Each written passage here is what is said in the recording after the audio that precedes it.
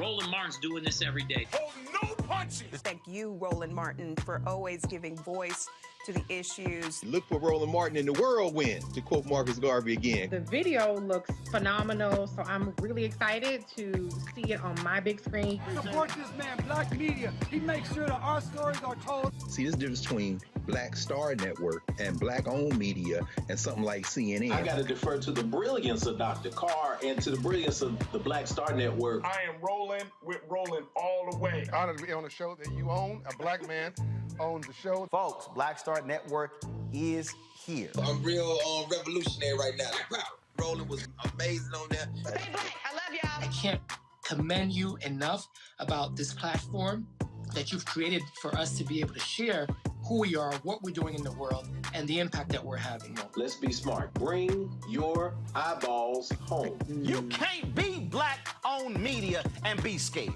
You dig?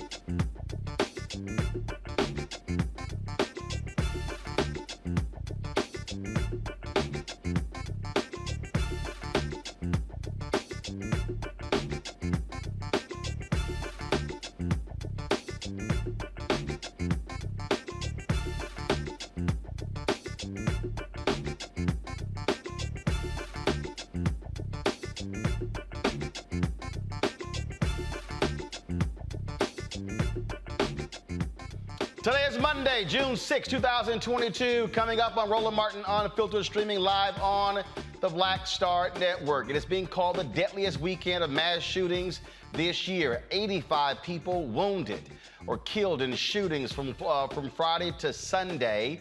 Congress is now back in session. We talked with Congressman Hakeem Jeffries about gun safety, what legislation could go through the House and the Senate, and what could land on President Biden's desk to be signed. 4 Texas families gathered to say their final goodbyes to more Uvalde shooting victims. In New York, Governor Kathy Hochul has signed a comprehensive package to strengthen the state's gun laws immediately. Also, folks, in today's show in Memphis, the Tennessee City Council says that since Donald Trump has a history of not paying his security bills, they don't want the city to provide security for his upcoming rally. Makes sense to me. And also, in the Roland Martin Unfiltered exclusive, I'll be talking to the sister who went viral. She was a canvasser for Texas Governor Greg Abbott. Well, when a guy told her she wasn't going to vote for him and she just bust out laughing, they fired her. Now she wants to work for Beto O'Rourke to make him the next governor of Texas. We will talk with her. And in Arizona, police actually stood by and watched a black man drown. Despite his pleas for help, those cops are now on administrative leave. It is time to bring the funk on Roland Martin Unfiltered on the Black Star Network. Let's go. He's got it. Whatever the biz, he's on it. Whatever it is, he's got the scoop, the fact, the find. And when it breaks, he's right on time and it's rolling. Best believe he's knowing. Putting it down from sports to news to politics. With entertainment just for kicks, he's rolling. It's on go, y'all. It's Roland Martin, yeah. Rolling with Roland now. He's funk, he's fresh, he's real, the best, you know he's Roland Martin now.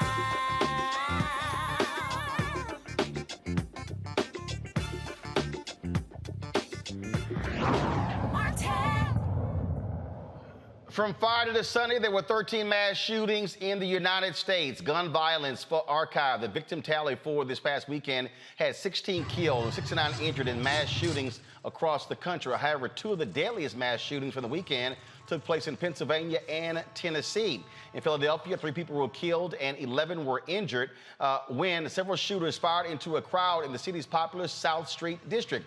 Hundreds of people were in the area when the shooting happened shortly before midnight late Saturday. Police say an officer fired at one of the shooters, but it's not clear if the suspect was hit Today, Philadelphia Attorney General Larry Krasner, Philadelphia District Attorney Larry Krasner sent a clear message to lawmakers that they're not getting the job done when it comes to passing gun legislation. We have come to the point where any legislator who is accepting donations directly or indirectly from the gun lobby, any legislator who has a high rating with the National Rifle Association, any legislator who is not willing to put the lives of innocent bystanders, of women and children and young adults above their political future belongs out of office. In Tennessee, 3 people were killed in a nightclub shooting early Sunday. That took place in Chattanooga.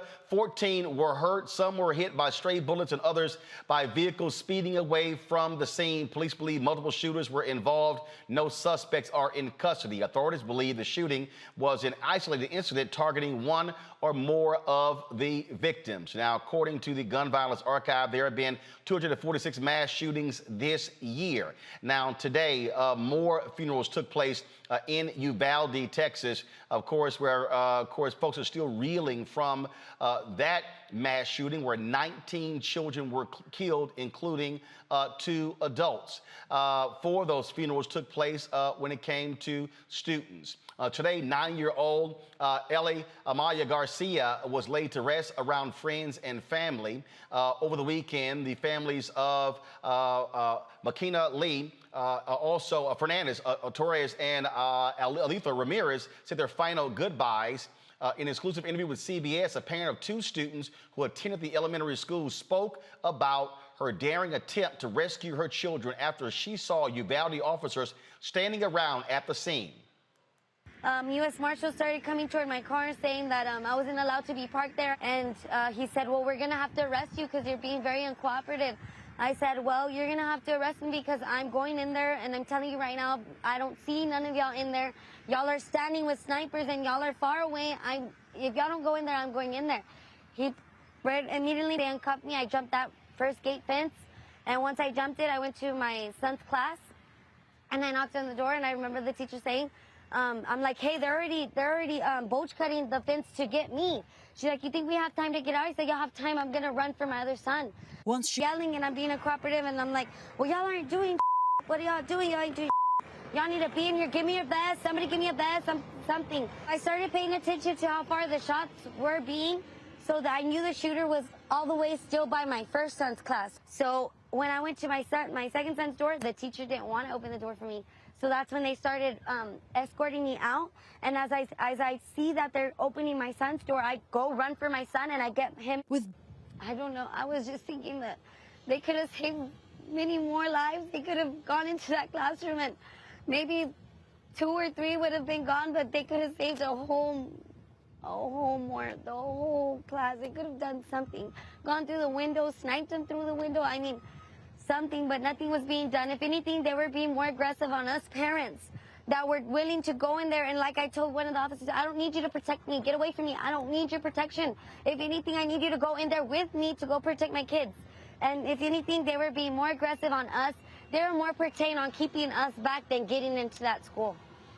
Earlier today, I talked with Congressman Hakeem Jeffries, chair of the Democratic caucus, about gun legislation and what Democrats are going to do to address the issue. All right, Congressman Hakeem Jeffries, let's get right into it. Congress is coming back after a break, Memorial Day break, and so much of the nation's attention focused on mass shootings in Buffalo, in Uvalde. We now have so many other places as well. Is this the moment? Is this the moment where Democrats can really go with the polling data and do something about guns in America? Well, great to be with you, Roland. Appreciate you having me on. We, on the House side, are certainly going to act with the fierce urgency of now. We have moved a package of anti-gun violence prevention bills that will be moving this week. We passed those bills out of the House Judiciary Committee last week. The American people, as you've indicated, clearly want to see action. We have in this country 4% of the world's population, but more than 40% of the world's guns.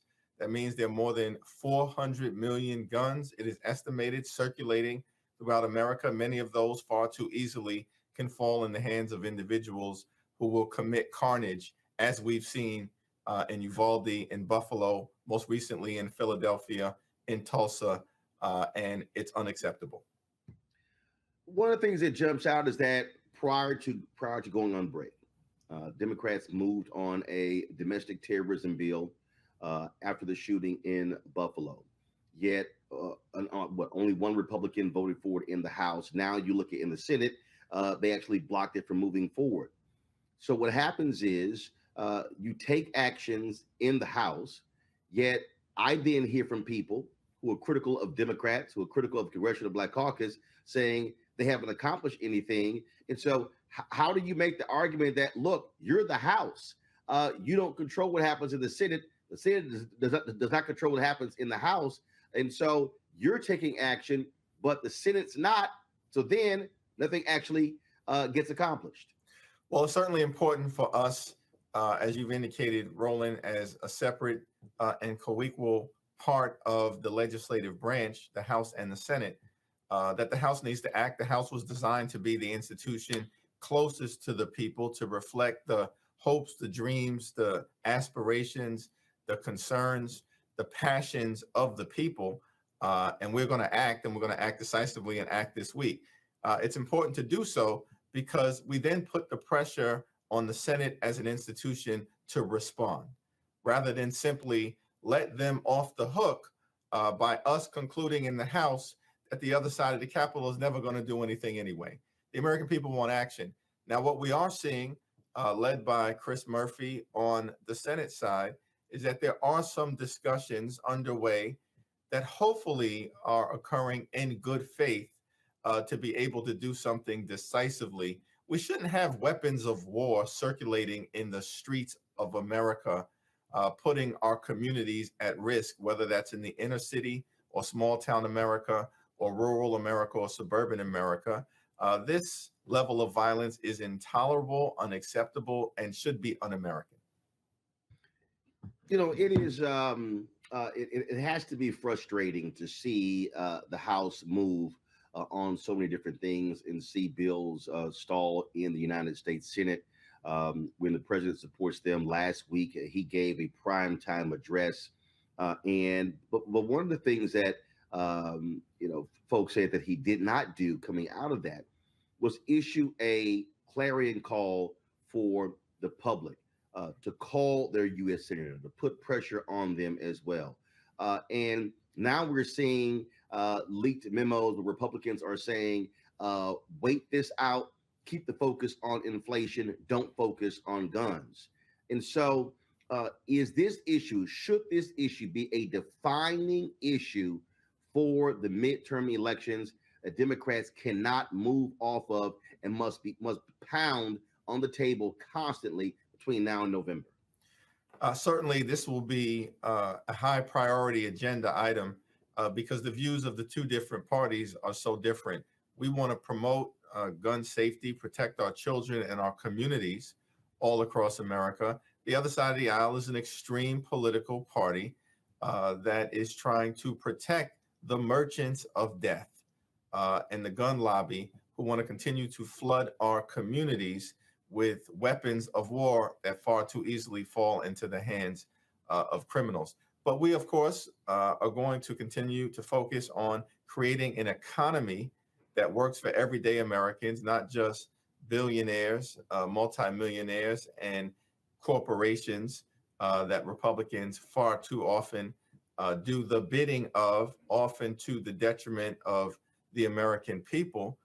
We want to build upon what has occurred under the Biden economy.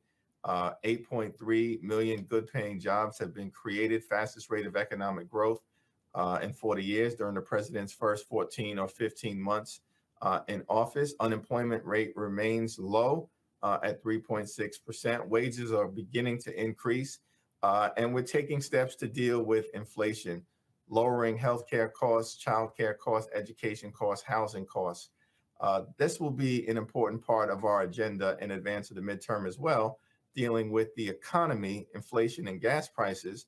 But we can't ignore gun safety measures that are critically important that the American people, as you pointed out, Roland, want to see in extraordinary numbers, Democrats, Republicans, independents, gun owners, and non-gun owners alike, as well as issues like the Supreme Court's likely attack on a woman's freedom to make her own health care decisions. Instead, the extreme Republican Party want to criminalize health care in America and unleash bounty hunters on women and doctors all across the land. This is extraordinary stuff, and there will be a clear contrast that we'll be able to draw as we approach the midterm elections. And on that particular point there, I mean, obviously you laid out a number of different things. Yet what we keep hearing from folks is that this is going to be extremely difficult, that Democrats are expected to lose the House, lose the Senate.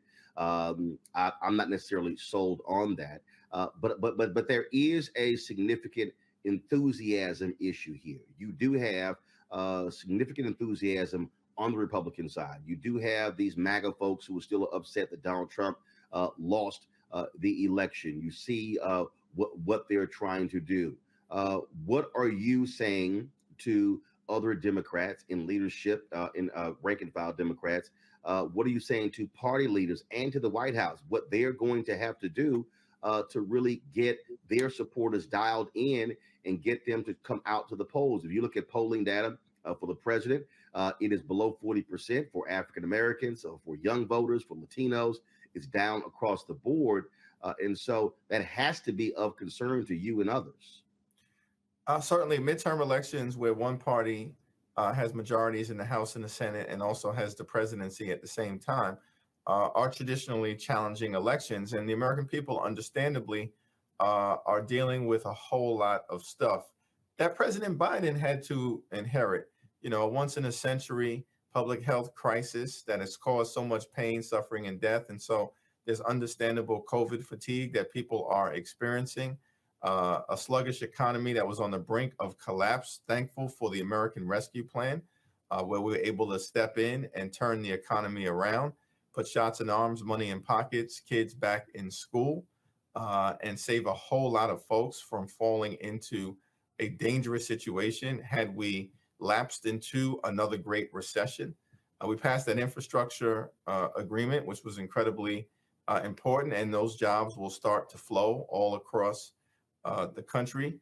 But we understand that the American people are dealing with high gas prices, as well as inflationary pressures that are an outgrowth in many instances of both the economy shutting down and now demand outpacing supply, as well as the fact that some companies are price gouging and taking advantage of this moment in order to make record profits. The oil and gas companies are doing this and not increasing the supply so that prices can come back into balance. We understand that all of this presents a challenging moment. And so what we have to do is both articulate our vision for building upon the progress that has been made in this country, but keeping it going, moving forward, and not allowing Republicans to turn back the clock and take us to a very different place. These are people in many instances, Roland, they want a feudal economy and they want a medieval society.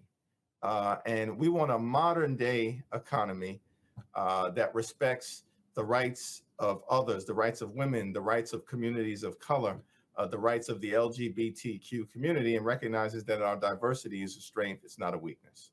On that particular point, when you talk about price gouging, it is interesting to watch Republicans complain about high gas prices, yet when Congress moved on a bill to target companies that price gouged when it came to gasoline, they didn't vote for it. That's exactly right. They continue to try to talk a good game in terms of the economy. They don't want to do anything about it. In fact, many of these people, as President Biden, I think, has suggested recently, are rooting against America. They're rooting against the economy. You know, they want chaos and confusion, because the only thing that my colleagues on the other side of the aisle in most instances are concerned about is power. And then what do they do with power? Well, we know what they're likely to do in the future based on what they've done in the past. Their signature legislative accomplishment under the previous presidency was the GOP tax scam, where 83% of the benefits went to the wealthiest 1%, stuck the rest of us with $2 trillion worth of additional debt simply to subsidize the lifestyles of the rich and shameless. That's what they did. We passed the American Rescue Plan.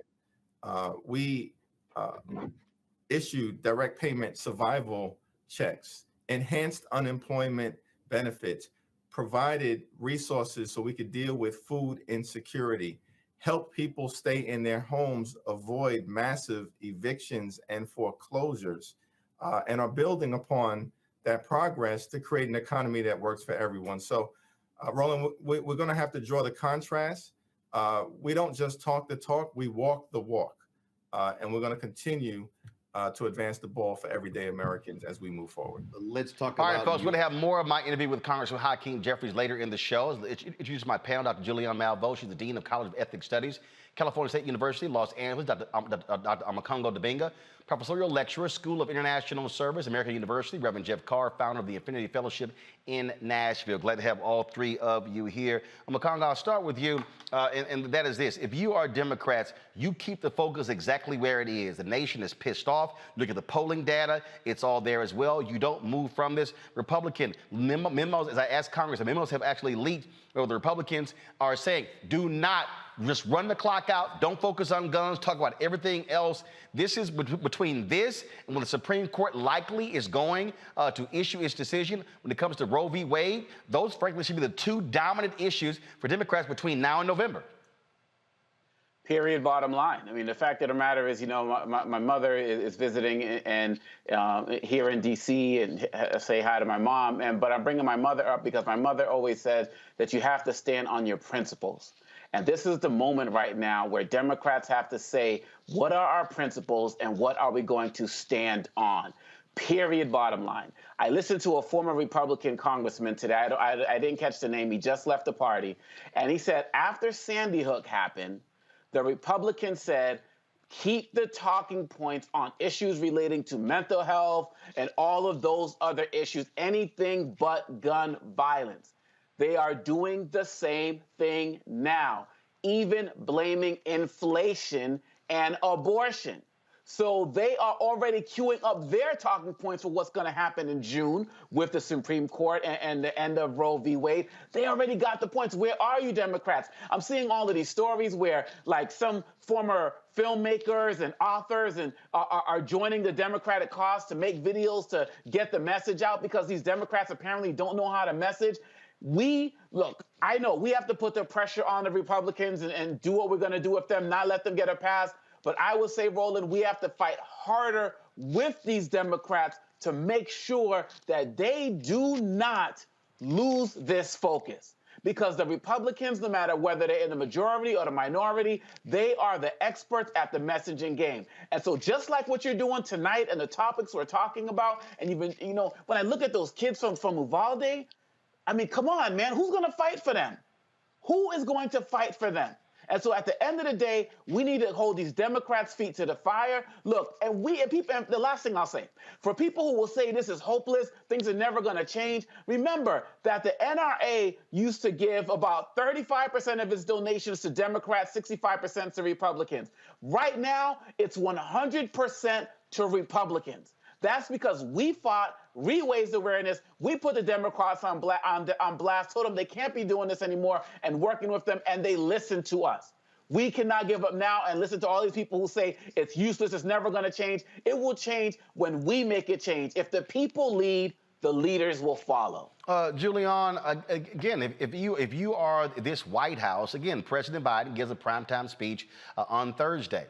There was nothing else. I'm sitting here going, okay, are you planning any rallies? Are you planning to do anything? What are you doing? If you are the DNC, what are you doing? You got the huge rally taking place all in D.C. On Saturday. Those young folks are going to be out there protesting. And again, that's a level of intensity, but you need to have political leaders who are keeping the same level intensity on the issue. Roland, you know, I first of all bring you greetings. I spent the weekend in Buffalo, where, of course, I was with the Black Lives Matter team, who was comforting and dealing with organizing some of the survivors and their families behind what happened on May 14th. It's significant in terms of the topic because Republican Congressman Chris Jacobs has said that he will not run for re-election. The Republicans have turned on him because he had a statement about gun control. And he's a coward. He's a flat coward because what he said is, I didn't want to have an intra-party fight. I'm like, what the hell else should be fighting on? He's a coward. At least go, if you're going to lose, go down fighting for convictions. No, he punked out, was like, oh, I'm not going to run. That's right. I agree with you fully, but it's also the talk of the town in Buffalo about the fact that nobody has the courage to stand up to these gun people. The other thing I have to tell you, first of all, you have a huge, humongous fan club in Buffalo. Every person I read, oh, I see you on Roland. So just know that folks in Buffalo love you. But you could feel the pain, literally the pain coming off the sidewalks when you saw all the flowers around that top store. And you have to ask a question from an economic perspective. Why is there one store in a whole community that has more than 100,000 people in it? What kind of monopoly, my favorite word, predatory capitalism, is going on there? But beyond that, we have to really push these people to the limit. This is so ridiculous, Roland. You know it, I know it, Jeff knows it, Omakongo knows it. This is absurdity. We are seeing children killed because, and then okay, I've tried not to curse. They had me preaching yesterday, so every time I preach for 48 more hours, I try not to curse. Let's see how long they last. But anyway, but this spit, okay, this spit of, people have the right to carry guns when these are children, little bitty babies. It makes no sense at all. But here is what does make sense. It makes sense for people, and that's why Reverend Barber will be in D.C. on June 18th. It makes sense for people to push back, to vote back. All these people who are upset about what's going on, people need to be voting. Get these suckers, and that's the nicest thing I can say, get them out of office.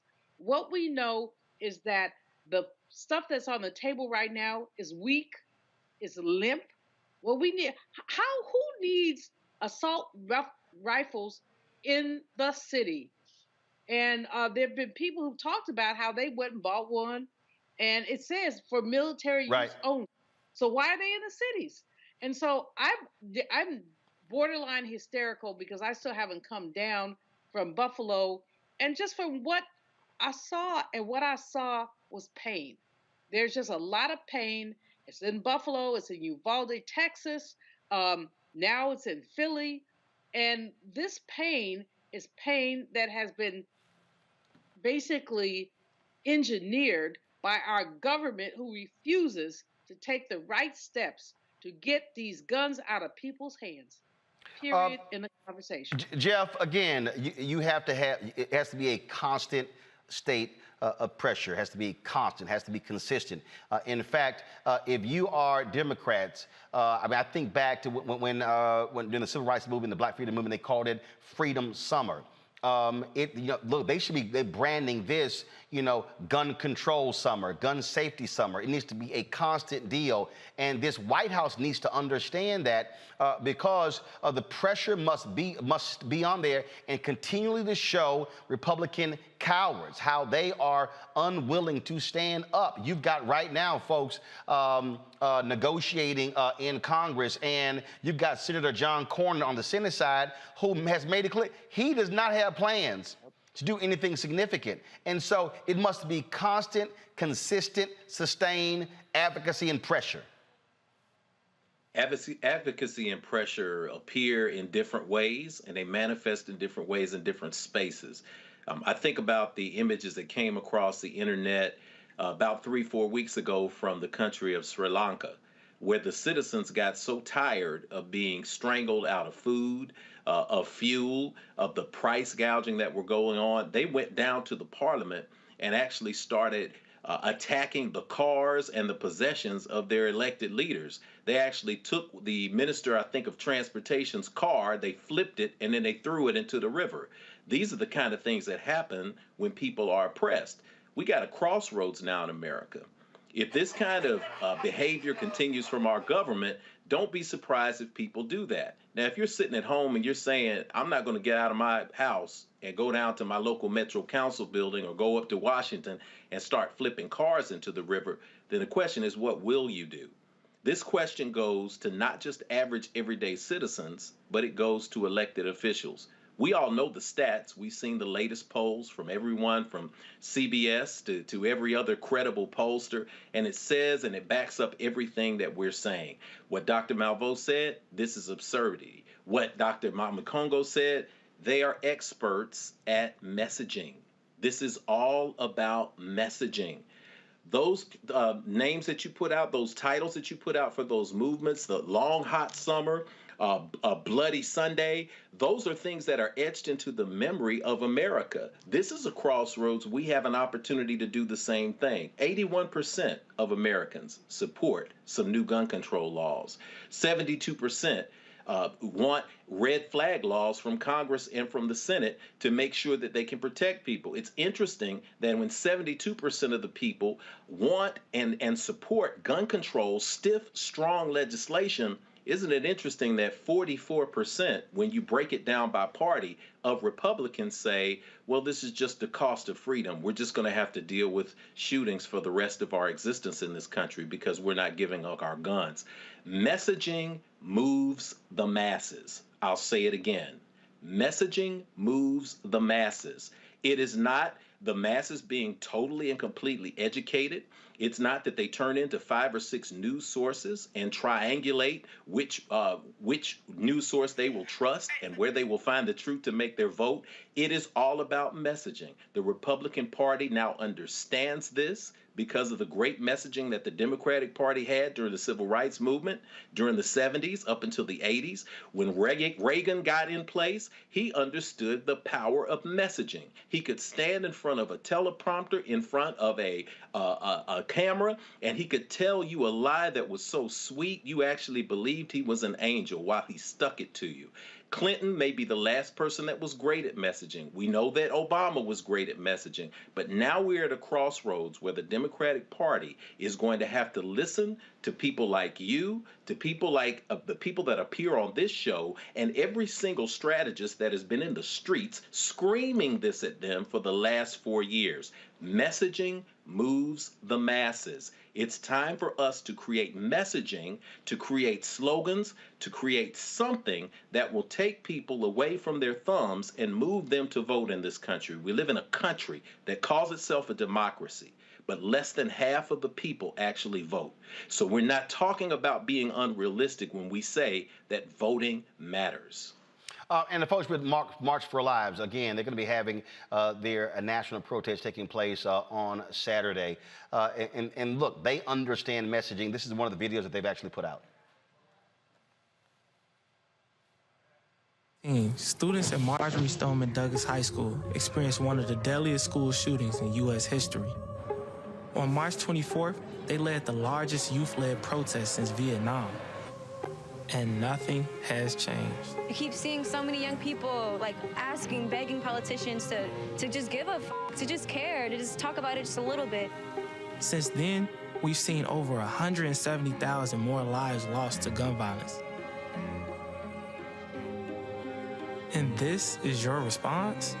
In this terrible tragedy, we send our thoughts and prayers. Thoughts and prayers. Thoughts and prayers. Each of these body bags represents 150 lives. That's people's families, friends, loved ones. And not a single piece of federal legislation to end this crisis. How many more thoughts and prayers are you going to give us until we start acknowledging the fact that thoughts and prayers in this country have become deadly?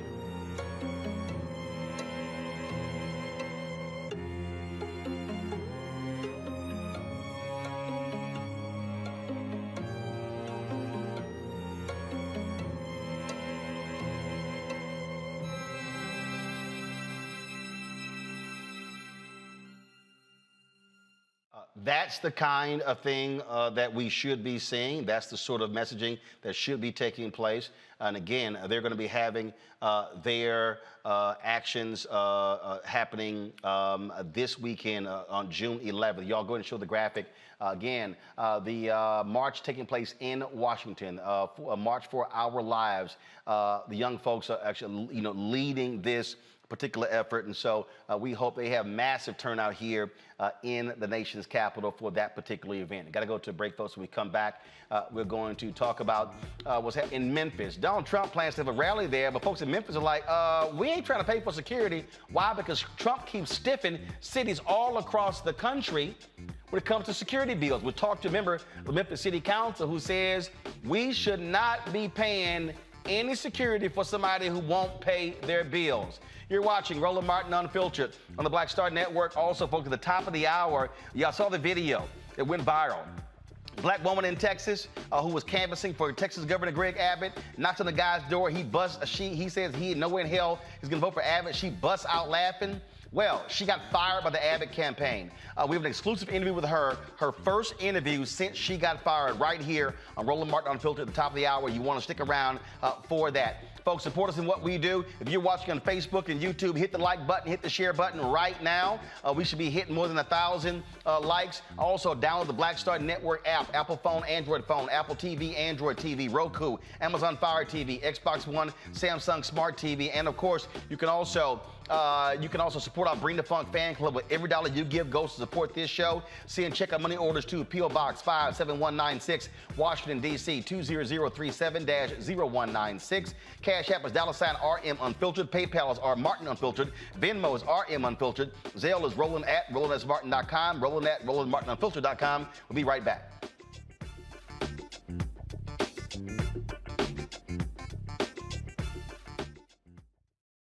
We welcome you to the launch of the Mass Poor People's Low Wage Assembly and Moral March on Washington, D.C., June 18, 2022. We are a new, unsettling force, and we are powerful. A new, unsettling force, and we are here.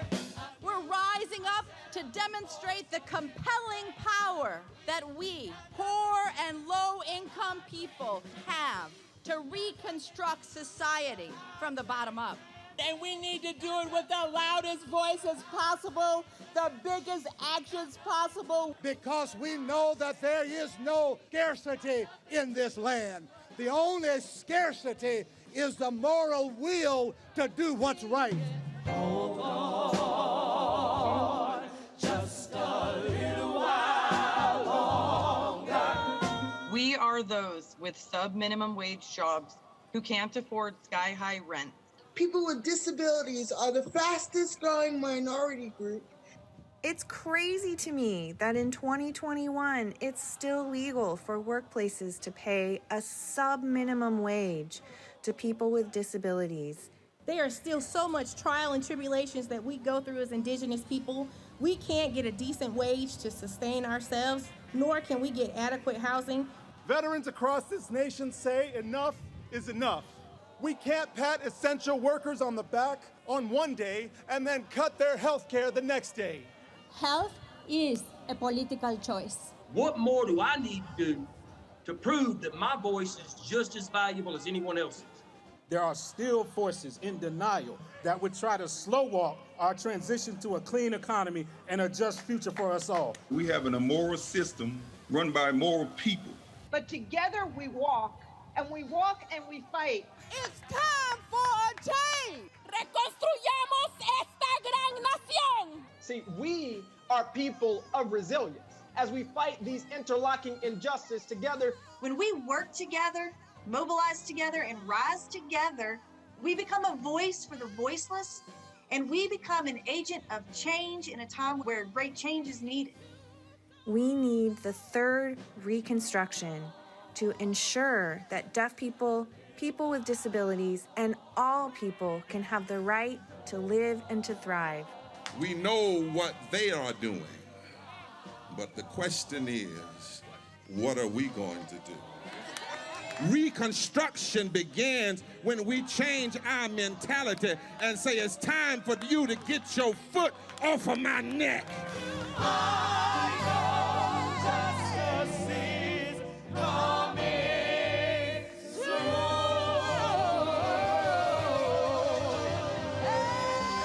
Hey, do you believe that on today?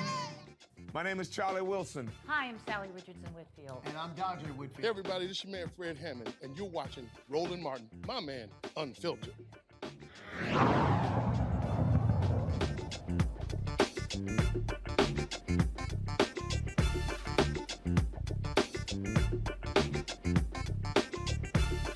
We all know Donald Trump has a history of not paying his bills. Even before he became president, he screwed small businesses all of the time. Even after he got into the White House, he would have these rallies around the country, and cities would be incurring $200,000 and $300,000 and $400,000 and $500,000 in security costs, and he wouldn't pay the bills. Literally, he would just ignore. El Paso is still trying to get paid. Minneapolis trying to get paid as well. I mean, again, rally after rally. Now he's going to be going to Memphis, and so the Memphis City Council, some members of there are saying, why in the hell should we be footing the bill for somebody who does not want to pay their bills? And so a resolution is being presented before the City Council to say that Memphis should not provide security for this event. And so joining us right now is a member of the City Council discussing the Martavius Jones. He joins us right now from Memphis. Glad to have you on the show, Councilman. Look, the record is clear. They don't pay their bills. Mr. Martin, that's the bottom line here, and that was the motivation behind it. To be honest with you, I cannot take credit for coming up with the idea. I received a phone call from a constituent that essentially expressed his opinion that we shouldn't do this. And I articulated this to one of the research analysts that works with me directly at the City Council office. And she communicated with a research analyst that works with my colleague, Mr. J.B. Smiley. And that's how we talked about this, because Mr. Smiley, who's a candidate for governor, on his Twitter page, he made mention about Trump coming to Memphis. And Memphis is really not a Trump town. We have 95 counties here in Tennessee, and Shelby County, in which Memphis resides, is the most solidly blue county in this entire state. This is not a city. If anyone was coming, whether it's a former president or not, we still would expect them to pay their bills. But here's the deal, though. To me, and look, I totally understand this is not a blue place, but it comes down to green. That's what it comes down to. Now, look, if they have a history of having rallies and paying their security bills, guess what? You know what? So be it. And so, fine, go ahead and have it. But, folks, if y'all just go to my iPad, please. This is a story that is from 2021. You see right there, Trump owes cities nearly $2 million from rallies dating back to 2016, and multiple mayors tell CTV News they were never reimbursed a dime. So this ain't blue, this ain't red, this is green. That's the reality that we're facing, Mr. Martin. He has a track record, as you talked about earlier, of stiffing contractors, stiffing small business owners. And the people that I represent in Memphis, they work entirely too hard for us to be frivolously providing security to a person who clearly does not pay their obligation and who is on the record in numerous cities of not paying for the security that's been provided. And look at the numbers. Wildwood, New Jersey, $32,000. Albuquerque, New Mexico, $211,175 for rally dating back to 2019. Spokane, Washington, $65,124 from 2016. I mean, it goes Mesa, Arizona, okay, $64,000. I mean, you sit here and you go on and look at these numbers. Burlington, $8,464. That's going back to 2000. I mean, come on. I mean, the numbers are just staggering, and they really are like, yeah, okay, whatever. Well, one of the things I would point out, too, he actually isn't coming to Memphis. Memphis sits in the southwest corner of Tennessee, and we border Arkansas and we border Mississippi. So he's appearing in DeSoto County, Mississippi. But from a transportation standpoint, he will have to land at Memphis International Airport. And so what's been contemplated here is the security detail that would perhaps escort him from the Memphis International Airport to the Mississippi state line. But still, from that standpoint, the bottom line is that he has not paid his obligations in other jurisdictions, and I just don't have any expectation that he would pay whatever those security costs would be in Memphis, and that's the spirit behind this. So here's the deal: he's not a sitting president. So is Memphis or any other police law enforcement agency, are they under any authority where they have to do this? From what I've been told and what I've read, Mr. Martin, this is more so a courtesy type of gesture. Of course, he has full Secret Service detail. And from what I've been told and what I've read is that you may have the Secret Service to reach out to local jurisdictions and ask for any type of support if necessary.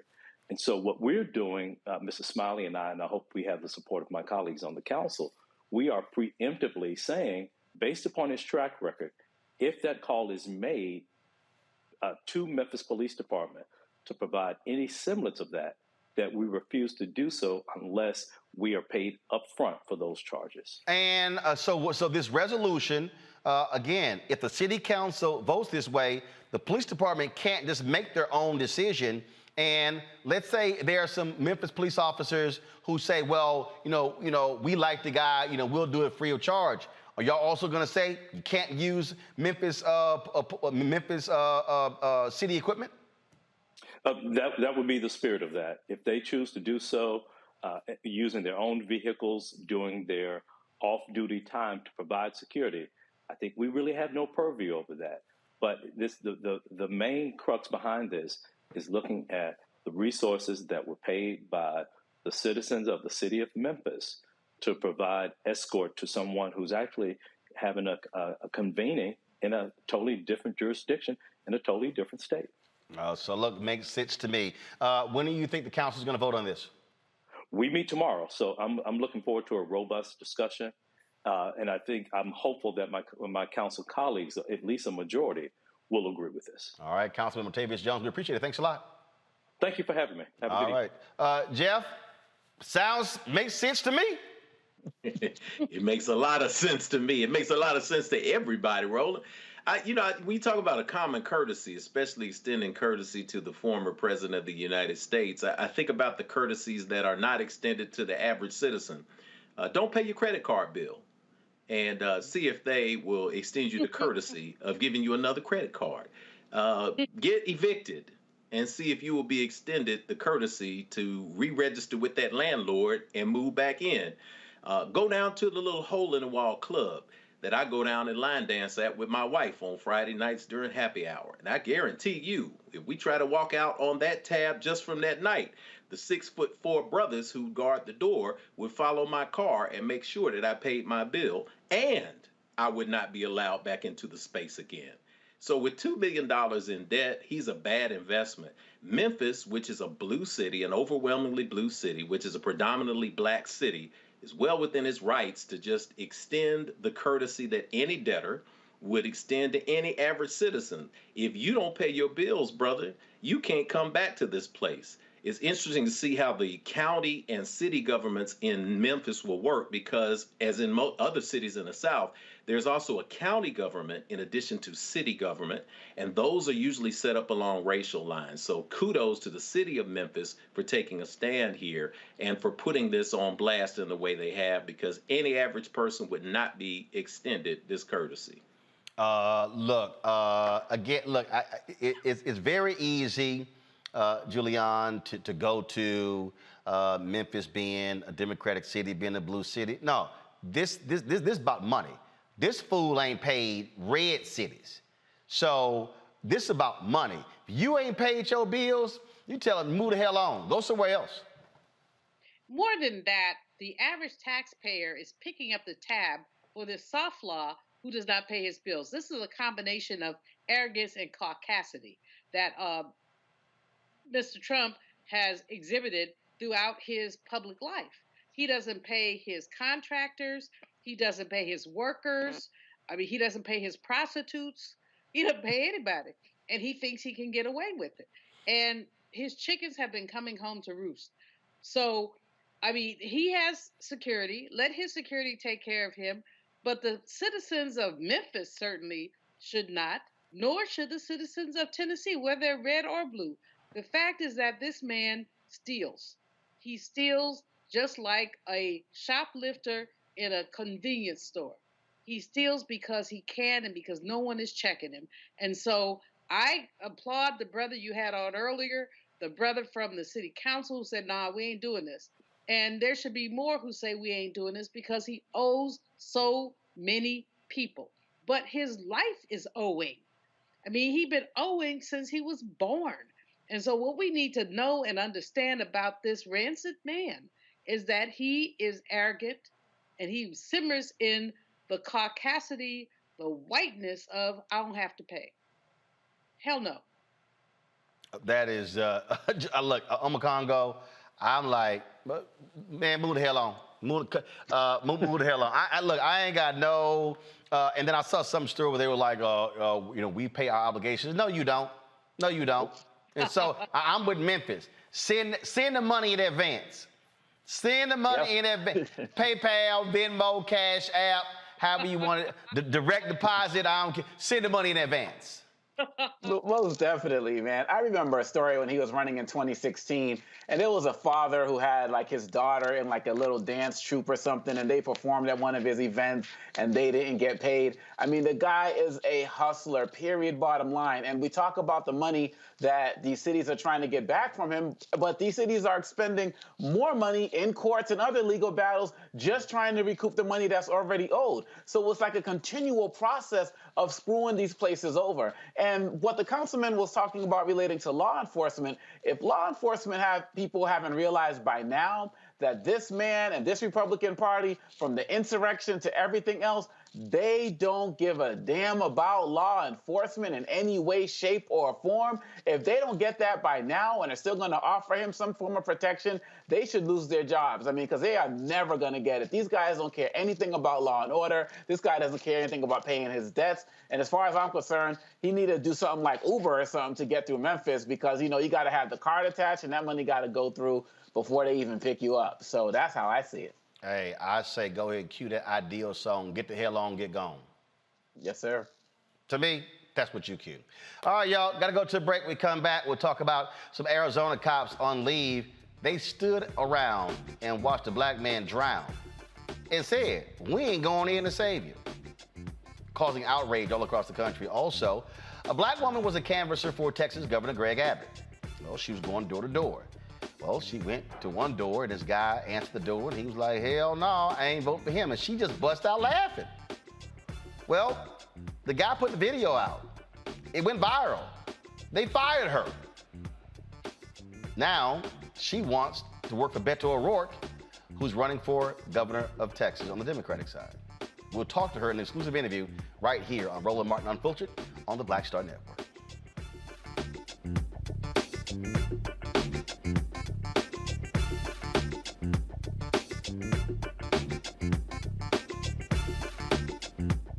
On the next A Balanced Life with Dr. Jackie, we're talking all things mental health and how helping others can help you. We all have moments where we have struggles, and on this week's show, our guests demonstrate how helping others can also help you.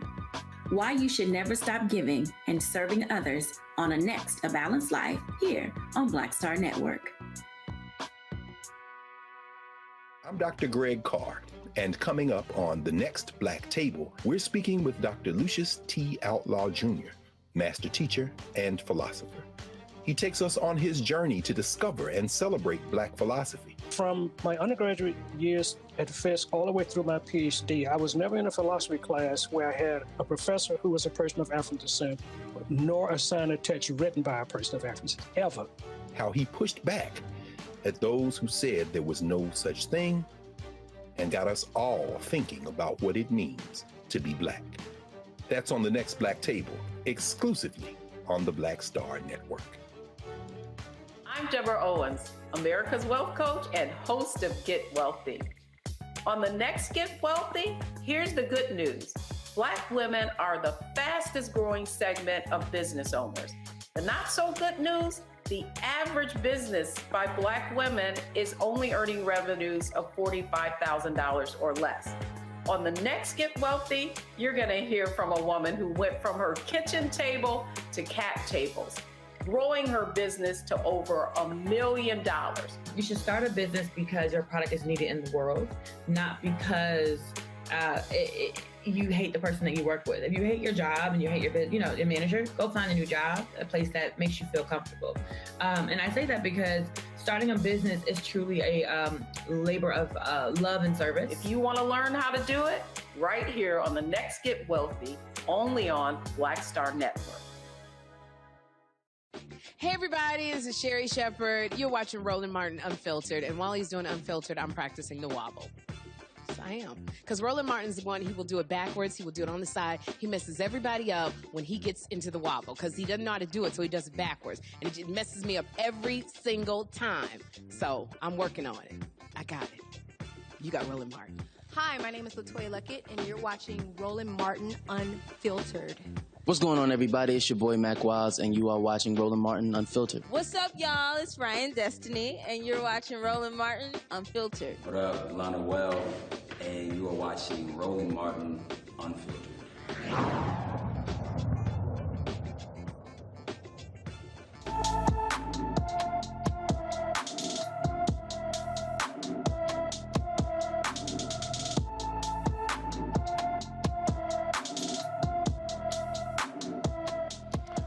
Police in East Point, Georgia, want help finding 38-year-old Byron J. Roden. On June 2nd, he was last seen on a MARTA bus in Atlanta wearing a multicolored polo shirt, khaki shorts, and multicolored Versace gym shoes. Byron is a wheelchair dependent and has several health issues, including a medical condition called dwarfism. Byron is about 3 feet tall, weighs between 70 and 80 pounds, with long black dreads with blonde highlights and brown eyes. Anyone with information should call the East Point, Georgia Police Department at 404-761-2177, 404-761-2177. In Arizona, 3 police officers are on administrative leave for not helping a drowning man who was begging for help. Police were called to the scene where Sean Bickings and his wife were. Now, someone thought the couple was in the midst of a domestic dispute. Bickings and his wife told the officers nothing was going on. For some reason, Sean fled. He jumped into the lake. While swimming, he began going under and pleading for help. Now, there isn't any video of the actual incident, but there is body camera footage until Sean jumps into the lake. Watch this.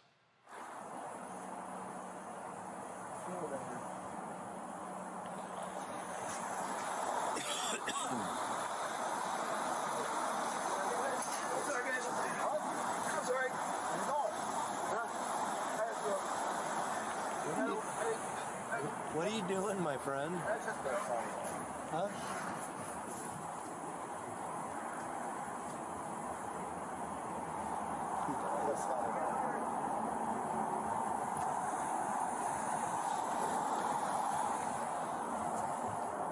What are you doing? I gotta go for a swim. Right, I'm free to go, right? You can't swim in the lake, man. I'm free to go, right? You're not allowed to swim in the lake.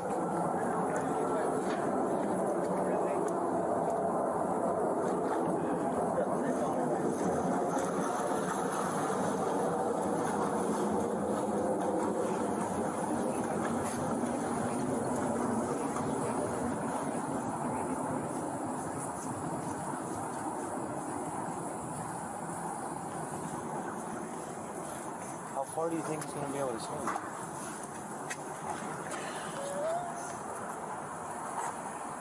gotta keep an eye. Yeah. Well, you guys got to stay here just in case he gets out. I'll get that to get here with the boat. All right.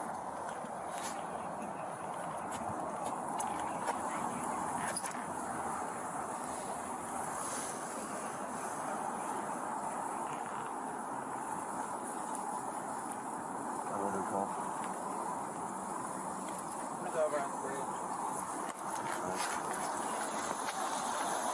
Nightfall 12, the subject at Nightfall 11 was running, was jumped in the lake and was trying to swim away.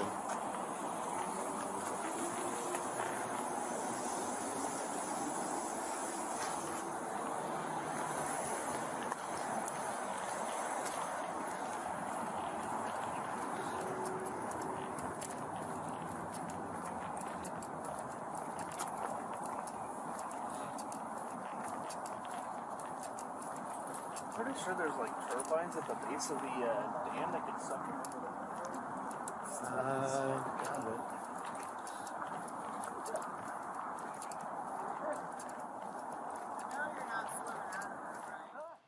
Now, folks, police released a written transcript of the audio where Bickings repeatedly asked for help. You see right there, Officer 2, what's your plan right now? I'm going to drown. I'm going to drown. No, you're not. Officer, go at least go to the pylon and hold on. Victim, I'm drowning. Come back over to the pylon. I can't. Okay, I'm not jumping in after you. He then says, please help me, please, please, please. Folks, these cops literally did nothing. Now, eventually, one cop tried to go get a boat to go after him. By that point, it was too late. Bickings was dead. See, this is the thing we're always talking about, Omakongo, Jeff, and Julian.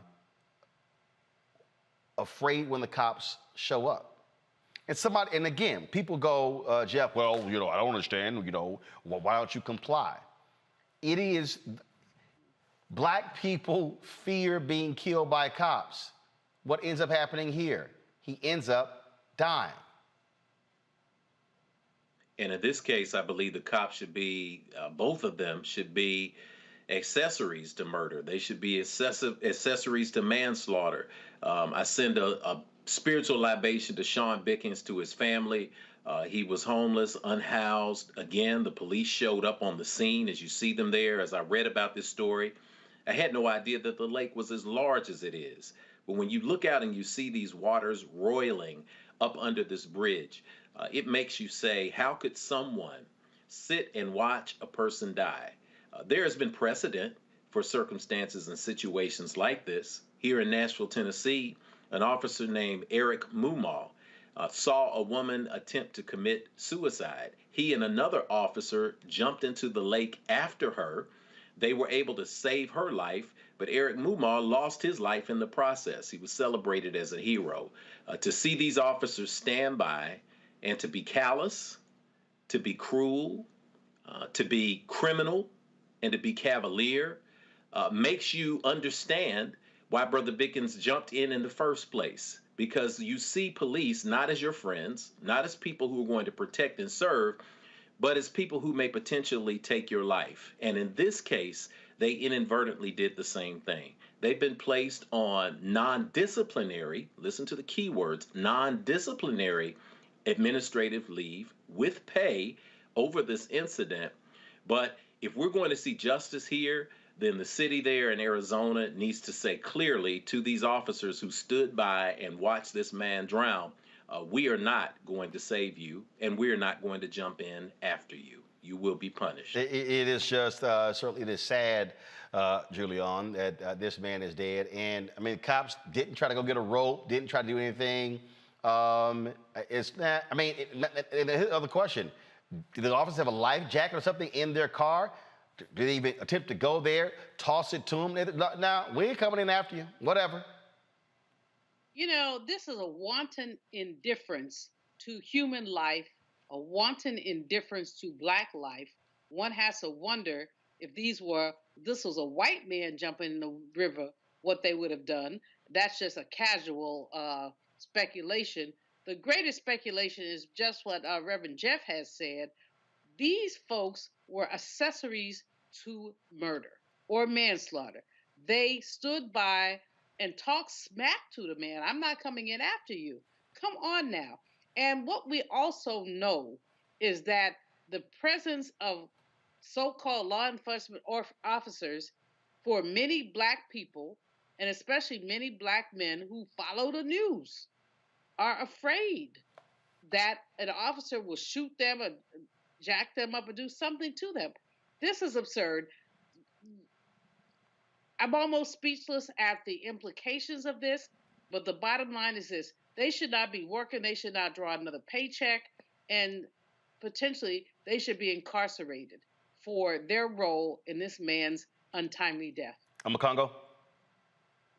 You know, as I was reading the story, I was waiting to see something to the effect of, well, when they started looking up his background, they found that he was like wanted for murder or something like that. And you know that's not the case, because they would have put that story out as a reason why this man tried to flee. And so we're going off what Reverend Jeff said. If he was homeless, dealing with some issue of mental illness, possibly. They talk so much about wanting to do things to support people in the mental health community. Maybe he needed that type of assistance. I also read that as his wife was going hysterical watching him die, they threatened to arrest her. So you see a situation where they roll up on a couple. If the couple says they're fine, they should have left. And it should have never been a story. But we see situations where police may intervene in particular things and it ends up being escalated. And in too many instances, we end up losing our lives. And yes, this is not a situation where somebody is unarmed and being shot, but kind of going off of what Reverend Jeff was saying, their consequences are just the same. People are just comfortable watching Black life be wasted away, and they just don't care. Whatever reason this man went over, these men, I don't know if there was a female officer there as well, their job is to serve and protect, and they let this man down. I don't know who called based on what they saw, but once they said there was no problem, they should have just left about their business as opposed to looking for outstanding warrants and all of this other type of nonsense. And we've lost another Black life because of it. Indeed, indeed. All right, Roland, can I interject something real quick to this, because this is important. One of the things that Omi Congo just mentioned, and it goes in the line with what we've been saying, is clear. The couple said there is no problem. Issue is over. The officers took it upon themselves to ask for their ID and try to run their IDs to see if there were outstanding warrants. That is the inciting incident.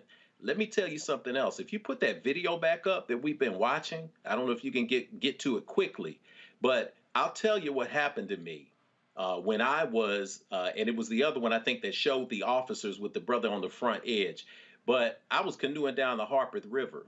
And one thing that you learn to do when you're on the Harpeth River is you put your stuff that's valuable in a cooler. Why? Because a cooler floats. If you look at that shot from the other angle, to the left of the officer, when they're showing the brother sitting on the bench, there is a blue cooler next to a crutch that obviously belonged to that couple. If you see that right there to the left, that is a cooler. A cooler is also a flotation device. If any of y'all been to the country and hung out with some good old boys, you can throw that joker in a river and it'll float.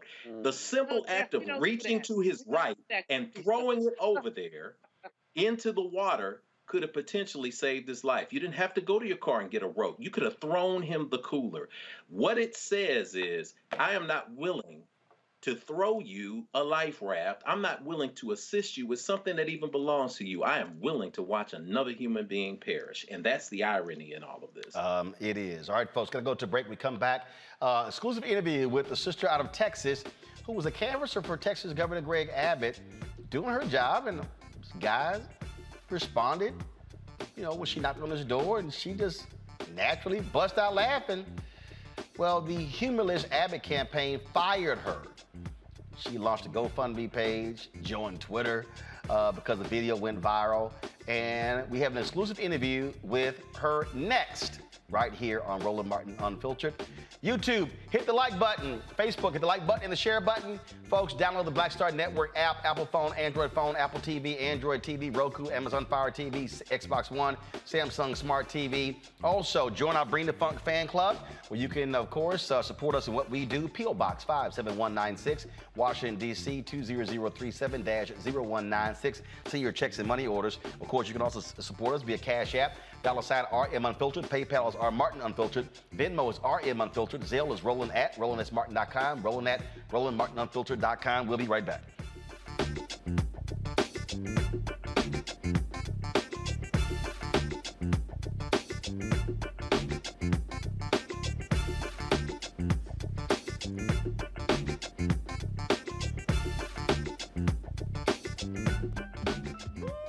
We're all impacted by the culture, whether we know it or not. From politics to music and entertainment, it's a huge part of our lives, and we're going to talk about it every day right here on The Culture with me, Faraji Muhammad, only on the Black Star Network. I'm Bill Duke. This is Diala Riddle, and you're watching Roland Martin Unfiltered. Stay woke.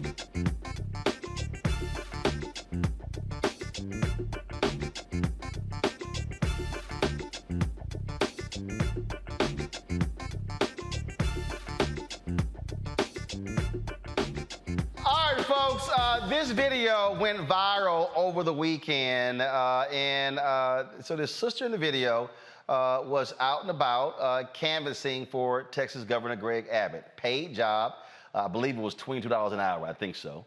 And so she was out and about, you know, knocking on doors, and went to this house, and this guy's, I guess, Ring camera recorded her coming up, and this is what it recorded, and this is what went viral.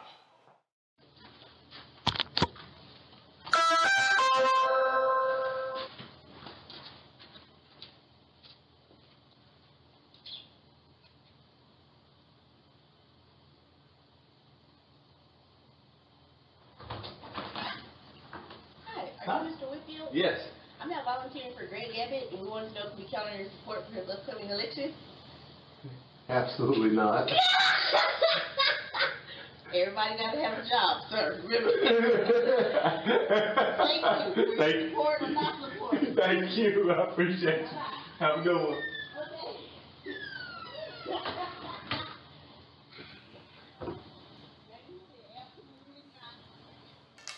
All right, y'all. So Monique Dawson was just doing her job, and she just bust out laughing. So this video went viral, went all over the place. And then the next day, Monique goes into the office, and they were like, they're looking for you. And she didn't know what the hell was going on. She didn't realize it went viral. She wasn't on Twitter, had no idea, and then they fired her. Well, folks have been talking about this. Of course, she's been responding on Twitter, launched a GoFundMe. All kind of stuff has been happening. She joins us now for her exclusive interview, her first interview since this happened. Joining us from Fort Worth, Texas, Monique Dawson. Monique, how you doing? I'm good. Okay, all right, Monique. So let's start here. Okay, first, how long were you working with the campaign?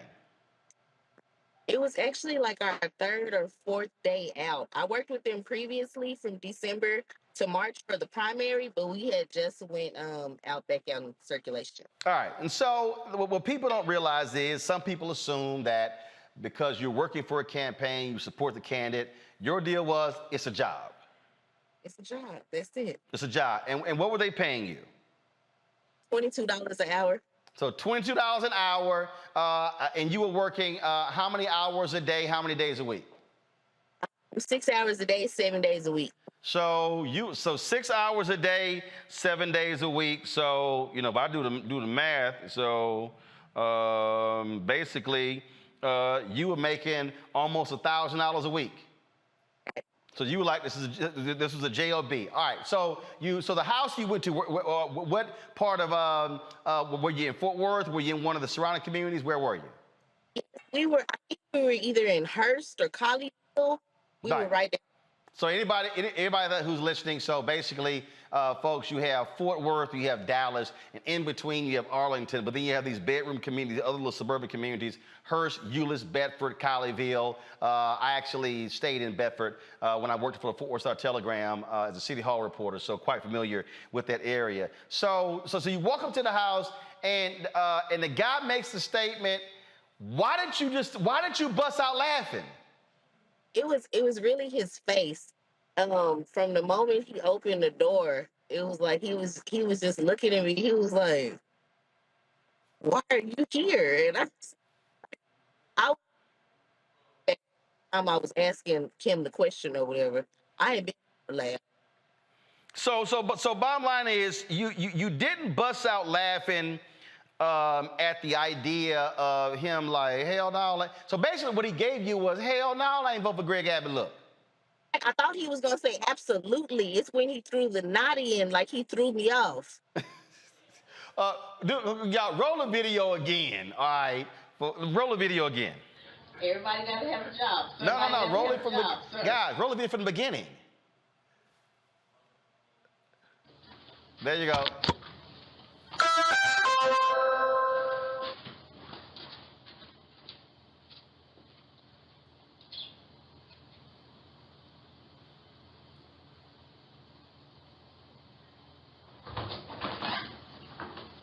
Are you Mr. Whitfield? Yes. I'm not volunteering for Greg Abbott, and we wanted to know if we count on your support for his upcoming election. Absolutely not. Everybody got to have a job, sir. Remember. Thank you. Thank you. Support or not support. Thank you. I appreciate you. Have a good one. So you were like, look, everybody can have a job, you know, support whether or not you didn't diss Greg Abbott, anything along those lines. All right, so what happened the next day? Okay, so I showed up to work. I was out training, having a good day, getting a lot of surveys, whatnot. All right, we're losing you a little bit there. So you said the next day you were going out, you were doing surveys, things along those lines. And then someone had called me. You know, I didn't recognize the number, so I called him back. And I guess one of the managers or whatever, and I guess somebody had tagged Greg in it. So they said that I wasn't going to be able to work with them. So all of a sudden, so for everybody know, this is Greg Abbott right here. We've been seeing him. So this is the governor of Texas. So someone said, "Oh, hey, you can't work." And did you try to explain to them, y'all? I didn't diss the man. Sorry, I just naturally laughed. Right, because you know, like when it happened, I had no idea it was gonna go the way that it did go. I was more along the lines of, I really did want to keep my job. You know, I wanted to explain, like, hey, if they took the context, that was them. You don't see a video, like, I didn't post it. But, you know, like, hey, at the end of the day, everything happens for a reason. And all right, so I missed that last part again because your audio is going in and out there. And so you said everything happens for a reason. Then what did you say? I said, I'm glad Dr. Whitfield posted the video. Dr. Whitfield, that's the guy whose house you knocked on? I say it again? All right, so it's absolutely not. So you go to his house, and okay. Well, first of all, you say Dr. Whitfield, because he actually sent me a DM. Saying definitely wanted to get in contact with you. So this thing goes viral, and all of a sudden, Man, stuff just takes off. Then you create a goal. And again, you weren't even on social media, right? Oh. I can tell because your Twitter handle, Lord, is Monique483226061. That's like one of them damn bots. And then you created a GoFundMe, and the goal was to raise $15,000. Man, you have exceeded that. Y'all, look at that. 2 days ago, created 2 days ago, she put her goal down there as $15,000. And so she was making $924 a week. And so you think about that in terms of, if you look with the campaign, with the election, that really would have covered the next 16 weeks. So basically would have covered you between now and the election. Right. But folks, 1,400 donors have come through, and so far you've raised $25,620. How do you feel how this thing has gone, and how this thing is blown up, and how folks have responded? I feel, number one, blessed. Thank you, God, because it never was my intention to hey, I'm going to be out garnering support for Greg Abbott. It was more along the lines of, I thought that they had a list of supporters and they were asking me to go, make sure that they were going to vote. I didn't know they was having me just knock on anybody's door and ask them to support. So, it So this is, it certainly has turned out quite interesting. Now, you said that you want to work for Beto O'Rourke? Yes. Okay. Is that because you want to work for him because you want a job, or you want to see him become governor? Both. Say it again? Both. All right. We still have some issues with the audio there. And so have you heard back from the Texas Democrats or the O'Rourke campaign?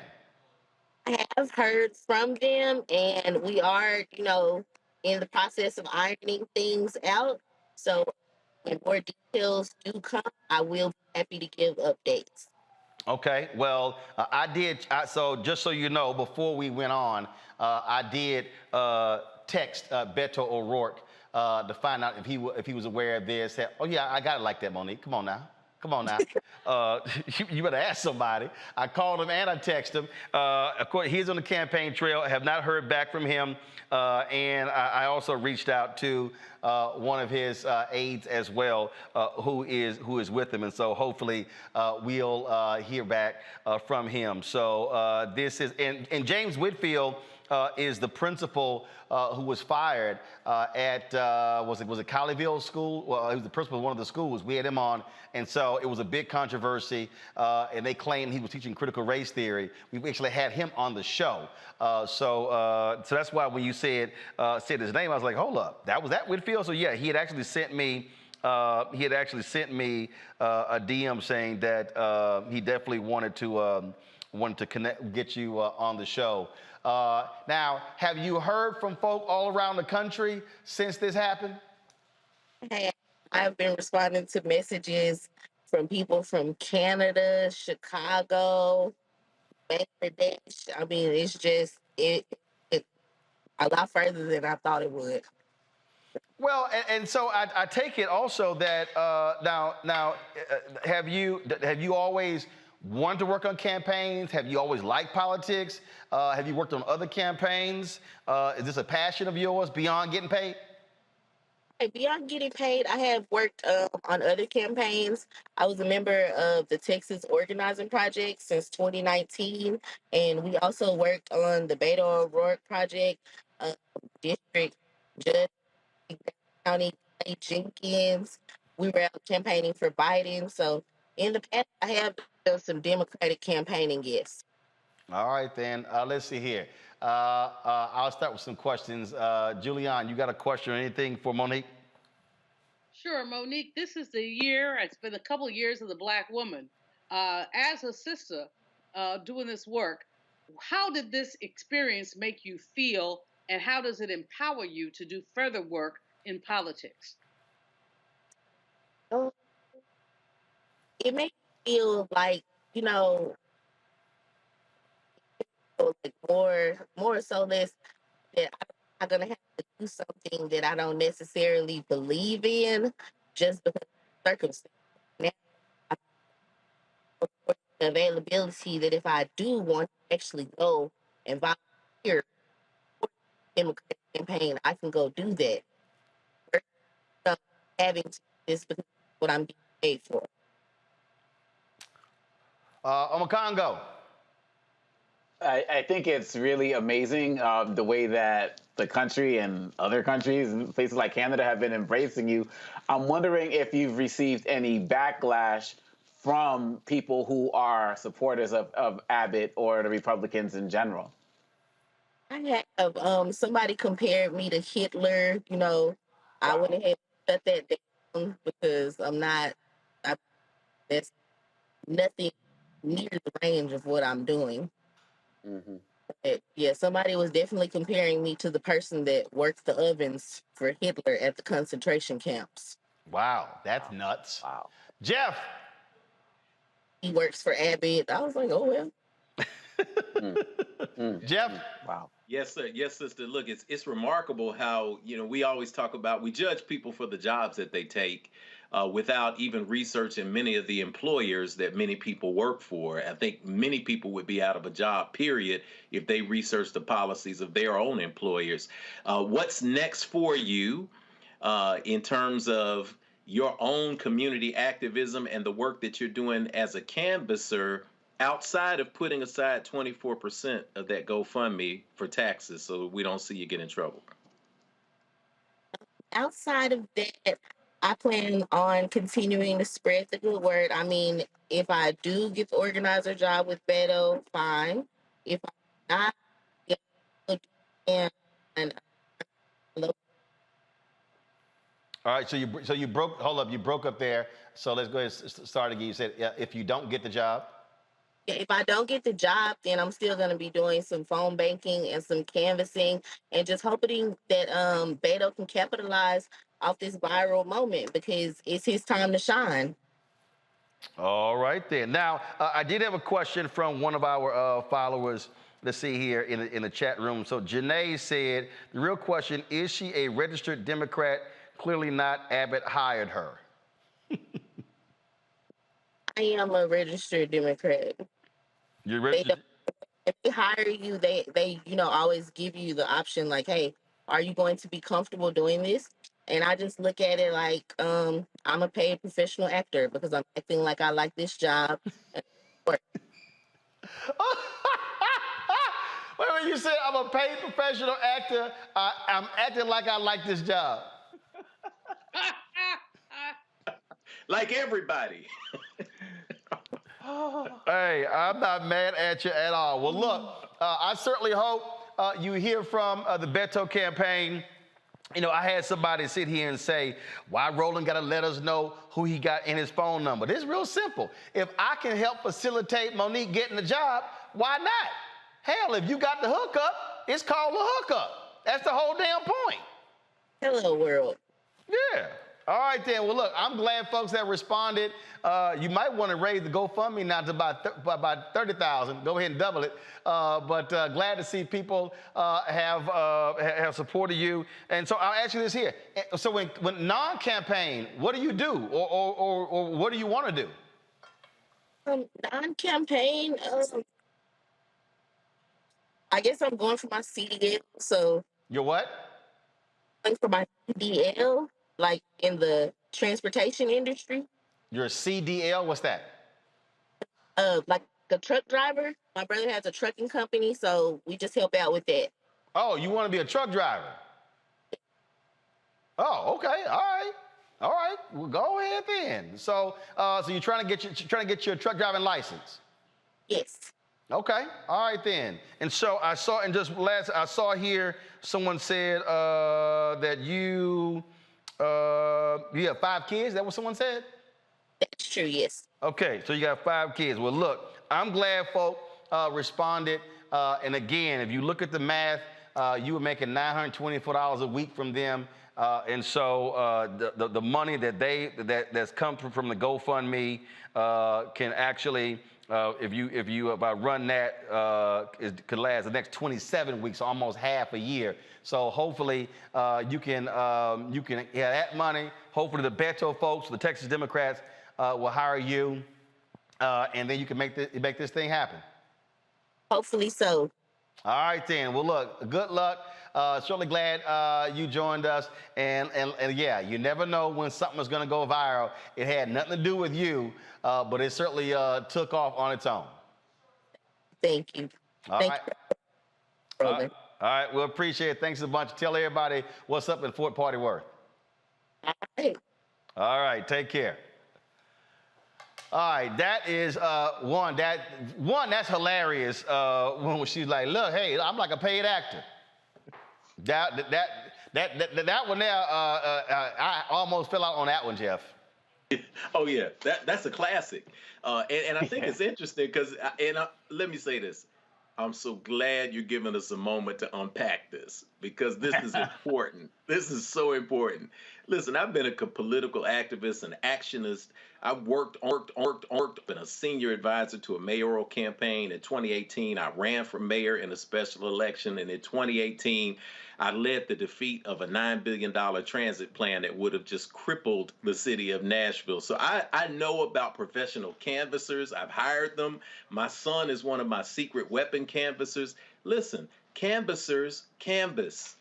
And when she said she made $22 an hour, I'm like, hey, that's not bad because you can get canvassers from 15 to 25, and then you get poll workers. They get a C note in a day. This is what people do. There are people who are sign makers, and they make signs. I mean, African-American sign makers. They make signs for every Democratic candidate in the primary. They encourage extra Democrats to run because they want to make everybody sign. They run signs for the opposition. Yard signs, street corner signs. They do radio ads for all sides because this is the business of politics. It has absolutely nothing often to do with what you believe and what jobs are available. So this sister was able to come in and say, listen, I'm a canvasser, I canvass. While I'm working on my CDL, this is what I do. We would be standing in judgment of her if she decided to go stand on a street corner and make some money for her babies, or if she decided to go into a restaurant and say, I'm going to work for $7 an hour and then whiplash you with the bad attitude that I have in customer service because I'm angry at my low wages. Instead, she says, this is what I did. I love the reference to being a paid actor because it's a script and that's what you put out there. Believe me, I've seen worse. I've gotten, beep you, buddy. I did transit. I went to a lady. She came to the door with a walker on, and I was trying to talk to her about transit. She said, "Let me stop you, baby. Do I look like I beep and need some beep damn transit?" And I laughed harder. I said, my bad. And I laughed harder than that sister did. This is just what happens. It happens on jobs that you get in a fast food window. It happens in corporate America. And it happened to this sister on the street. So salute to you. And like I said, tuck away about 22 to 24% or whatever Dr. Malvo would recommend so that you pay your taxes on that so they don't get you for that. Look, what people... First of all, a lot of people of Macongo don't understand the reality of the nuances of political campaigns. There are people who volunteer. There are people who actually get paid. There are jobs in these. And so, Jeff is absolutely right. And so, look, here's a sister who's like, hey, it's a job. I was just trying to sit here, just look. If I'm door knocking and just putting flyers, whatever, on door handles, hey, that's what the job is. Yeah, I mean, it's like both of you are saying, campaigning is an industry, period, bottom line. And if she's not out there, pushing the platform, she's just giving out information. What people do with the information is their choice. And I'm just happy to see that people are embracing her because I'm just tired of seeing so many things go viral for the wrong reasons. A cat scratching his behind or some of these other more violent moments that are happening. Just seeing a sister out there. I'm glad you asked about the children because I saw that car seat. supporting 5 kids. In this economy, with everything going on, people are doing their good deed and reaching out and helping the sister get to that next level, and can hopefully springboard her into more work with the campaign that she wants to support, because to answer that social person who's following you, she is a registered Democrat. This is a win-win for everybody at the end of the day. And hopefully she'll move on and also get that trucker's license that she's looking for as well. Just seems like a positive sister doing the right thing. And I'm just glad that you gave her the attention she got and that other people have been embracing her like we all are right now. Well, Julian, when I saw this story, I was like, man, we got to get this sister on the show. I said, that video was just too funny. I'm glad you did, Roland. As Obakongo said, this sister is doing her thing and she's doing the right thing. Politics is nothing but acting. Not only whether you're supporting a candidate, opposing a candidate, or even if you are the candidate. This is theater. It's not really about the real thing. We talked earlier about guns and other things. These people know what the right thing is, but they're acting because they want to stay reelected. So if the people down at the bottom of the campaign trail, if they can make some money, hey, go for it. But what I liked about this sister, first of all, her energy, her attitude, her smile, and the fact that she is doing what she needs to do to support herself. Now, Brother Jeff, I'm going to tell you, 24% ain't going to get it. You got to put away about a third with that freelance money. But okay, there it is. But whatever she does, what we know she's doing is she's doing the right thing for her kids. And Roland, kudos to you yet again. I mean, you were just doing it. You're doing it, and thank you for giving this sister a platform, which perhaps will encourage other women and men to figure out how to get around this putrid economy. They say the unemployment rate is 3.6%, and I guess it is, but from Friday. But you know what? Our people are still suffering while people are talking about a robust economy. So we have to have plan A, B, C, D, E, F, G. We have to have other ways to make money, to have multiple income streams, and kudos to her for doing that. I just wish we could all just meet her, hug her, and say, y'all, you go, girl. All right, folks, got to go to a break. We come back, a couple of breaking news stories, one out of Louisiana, one out of North Carolina, dealing with the shooting death of Andrew Brown Jr. We'll tell you about those two stories when we come back on Roland Martin Unfiltered on the Black Star Network, Facebook and YouTube. Hit that like button, hit that share button. We should be easily at more than 1,000. If you want to support us in what we do, please download our Black Star Network app. You can see all of our programming at any time, in real time. Download it on your Apple phone, Android phone, Apple TV, Android TV, Roku, Amazon Fire TV, Xbox One, Samsung Smart TV. And of course, you can also join our Bring the Funk fan club. Our goal is to get 20,000 of our fans contributing $50 a year, $4.19 a month, 13 cents a day. And of course, you can send check or money order to P.O. Box 57196, Washington, D.C. 20037-0196. The Cash App is $RM Unfiltered. PayPal is R Martin Unfiltered. Venmo is RM Unfiltered. Zelle is Roland at RolandSMartin.com. Roland at RolandMartinUnfiltered.com. We'll be right back. A powerful movement is rising across America. From the Mississippi Delta to the Apache Stronghold. From the homeless encampments of Washington State to the coal fields of Appalachia of West Virginia. We are the 140 million poor and low-wealth people in this country, and we are building the Poor People's Campaign, a national call for moral revival. On June 18th, ahead of this year's midterm elections, while the Congress is still in session, we will hold a mass poor people's and low-wage workers assembly and moral march on Washington to arrest the attention of the nation, to put a face and a voice on poverty and low wages in this country. This is a watershed moment for justice and democracy in America. There are those who say that transformative change is impossible, but history teaches us that it is precisely in times like these that people must build a broad and deep movement from the bottom up. We must compel this nation to repent, to lament, and to see the realities that have been hidden for far too long. On June 18th, we will come together to lift the voices of the poor and low-wage workers who know that change is not only possible, it is essential for our survival. We will make the connections to show how systemic racism, poverty, ecological devastation, the denial of health care, the war economy, and the false moral narrative of religious nationalism and white supremacy are hurting us all. We will show the nation the faces of Americans who cannot afford to go back to normal. We will detail the policies that can move us toward a society that works for everyone. And we will pledge to go home and build power for transformative change in this year's election and for years to come. Because the question should have never been, how much will it cost to address poverty? The real question is, how much is it costing us not to? Somebody's been hurting our people.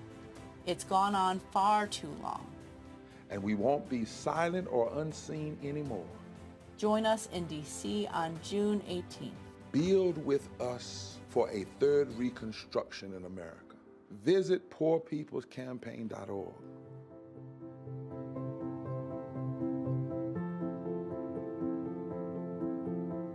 I'm Deborah Owens, America's Wealth Coach and host of Get Wealthy. On the next Get Wealthy, here's the good news. Black women are the fastest growing segment of business owners. The not so good news, the average business by Black women is only earning revenues of $45,000 or less. On the next Get Wealthy, you're gonna hear from a woman who went from her kitchen table to cap tables, growing her business to over $1 million.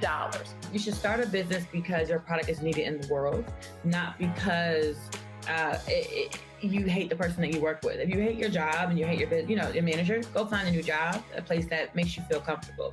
And I say that because starting a business is truly a labor of love and service. If you want to learn how to do it, right here on the next Get Wealthy, only on Black Star Network.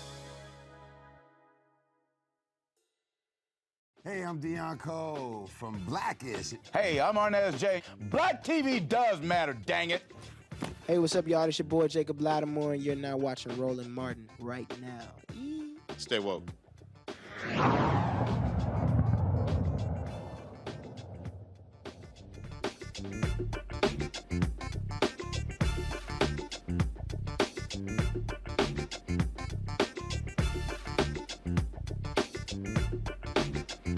Folks, some breaking news out of North Carolina, where a decision has been, actually a settlement has been announced in the shooting death of Andrew Brown Jr. You might recall in April 2021, Andrew Brown Jr. Was pursued by a variety of sheriff's officers. This is the video that was actually released where they descended upon his home and rolled up on him, shot and killed him in his driveway there. This is actually the video from one of the cameras there where the police were there, on this truck, headed to the home. Several different police agencies. The family filed a $30 million federal civil rights lawsuit against the various police agencies, saying that the officers showed intentional and reckless disregard for his life. It took place in Pasquotank County, there in Elizabeth City. Again, they were trying to serve drug-related warrants at his particular home. And it was the DA, Andrew Womble, who chose not to actually pursue charges against the officers because, as he said, that Brown used his car as a deadly weapon. The family, though, they of course said it was absolutely unjustified what took place there. There were a number of protests that took place there in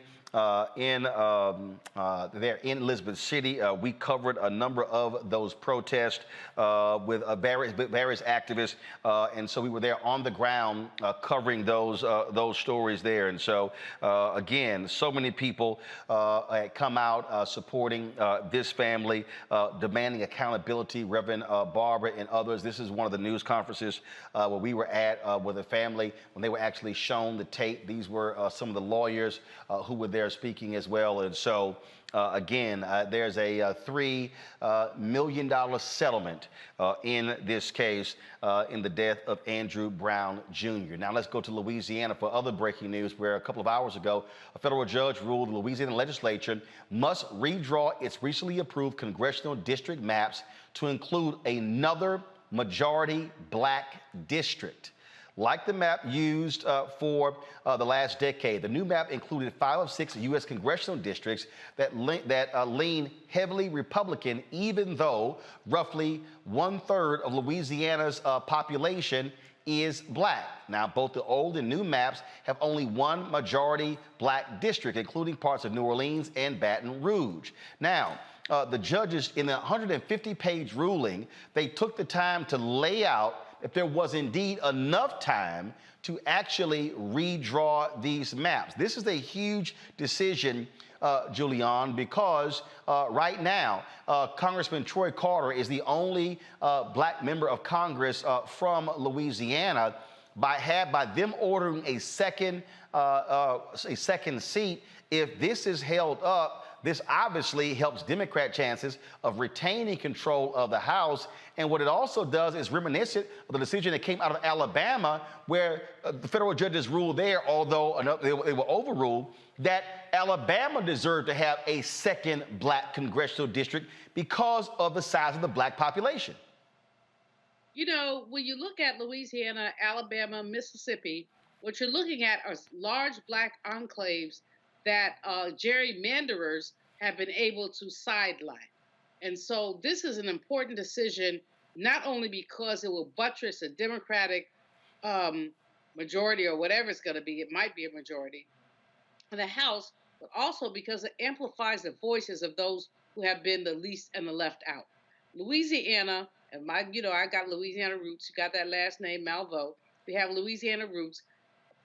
We know that what has happened there is that you have attempted to squeeze all the black people into one district and then have pockets of them in smaller districts where they have no majorities. So the court is right here, but the question is whether with the Trump, and we have to call it the Trump Supreme Court, whether it will be further challenged and whether or not it will be upheld. It's important. There are no rights without voting rights, Roland, as you know. There are no rights without voting rights. And so whether we talk about economic rights or, even food rights, there are no rights, body autonomy, without voting rights. This is an important decision. And let me be real clear, folks, because the facts matter. This is not a majority-minority district. Go to my iPad. This is the judge's ruling. It says right here, the appropriate remedy in this context is a remedial congressional redistricting plan that includes an additional majority black congressional district. Majority black, Omakongo. And that's some beautiful breaking news. And to be quite honest, this actually ties into our very first segment tonight about pushing the Democrats, because these type of cases don't happen without people fighting. There's organizations like Eric Holder's organizations and other groups that are fighting these projects and these attempts by Republicans across the entire nation to do these particular projects. You know it better in Texas, better than anybody else. They are trying to do this. They think that we are not politically sophisticated enough to fight this fight, but we are here for it every single day, 24 hours a day. And so I'm very happy for that news. The first part of the segment, I'm glad that the Brown family reached a settlement. It's never going to bring him back. But, these are two stories that represent good news, and we have to continue to fight. We can never let up. And like Dr. Malveaux was saying, we know that this is going to go higher up in the courts, but we have to keep pushing and keep fighting to make sure that at every juncture, we are not just giving up our opportunities to be part of this democratic process without a fight. Now, Jeff, here's what's interesting, because normally when we're talking about these elections, normally we're talking about courts saying, hey, it's too late to make changes because the primaries have already started. Well, Louisiana is different. Their primaries are actually on election day. So they have what is called top two primary. So the top two candidates, if they don't finish 50 plus one, they advance to a December runoff. So with this being June, the courts are actually ordering the legislature, go back to my iPad, to enact a remedial plan on or before June 20th, 2022. What they say in here is that candidates can file until July 8th, and the qualifying period, again, set for July 20th through the 22nd, said this is unaffected. So the late primary of Louisiana actually helped the plaintiffs in this particular lawsuit. Yes, it was absolutely a perfect storm. And also, when you talk about remediation of maps and prevention of more gerrymandering, we've seen a lot of gerrymandering in Tennessee with the gerrymandering lizard that our legislature passed. And of course, it was affirmed by a governor selected Supreme Court here. But you also look at what's happening in Louisiana, and in this 150-page opinion, it also pushes back on the notion that private citizens can't come as plaintiffs and argue or at least present alternatives and complain. That's part of Section 2, I believe, of the 1965 Voter Rights Act. So this is a wonderful opportunity to make a change. Again, the reason why they're able to do this, as it's outlined in the opinion, is because the Supreme Court has already affirmed this. As Dr. Malveaux said, the question is going to be now, what will this current Supreme Court do? Will they potentially reverse it? But it's also noteworthy that to point out that I believe there were 8 maps that also affirmed the need for another majority-minority district. So the there are 8 maps previously drawn. Majority black district. Majority black. No, they were very specific, not majority minority, majority black district. In fact, this is the lawsuit. This is what they said, that it was a violation of the Voting Rights Act because 2 things were happening, what is called packing and cracking. And that is, they were packing as many black people as possible into the 2nd congressional district held by Congressman Troy Carter.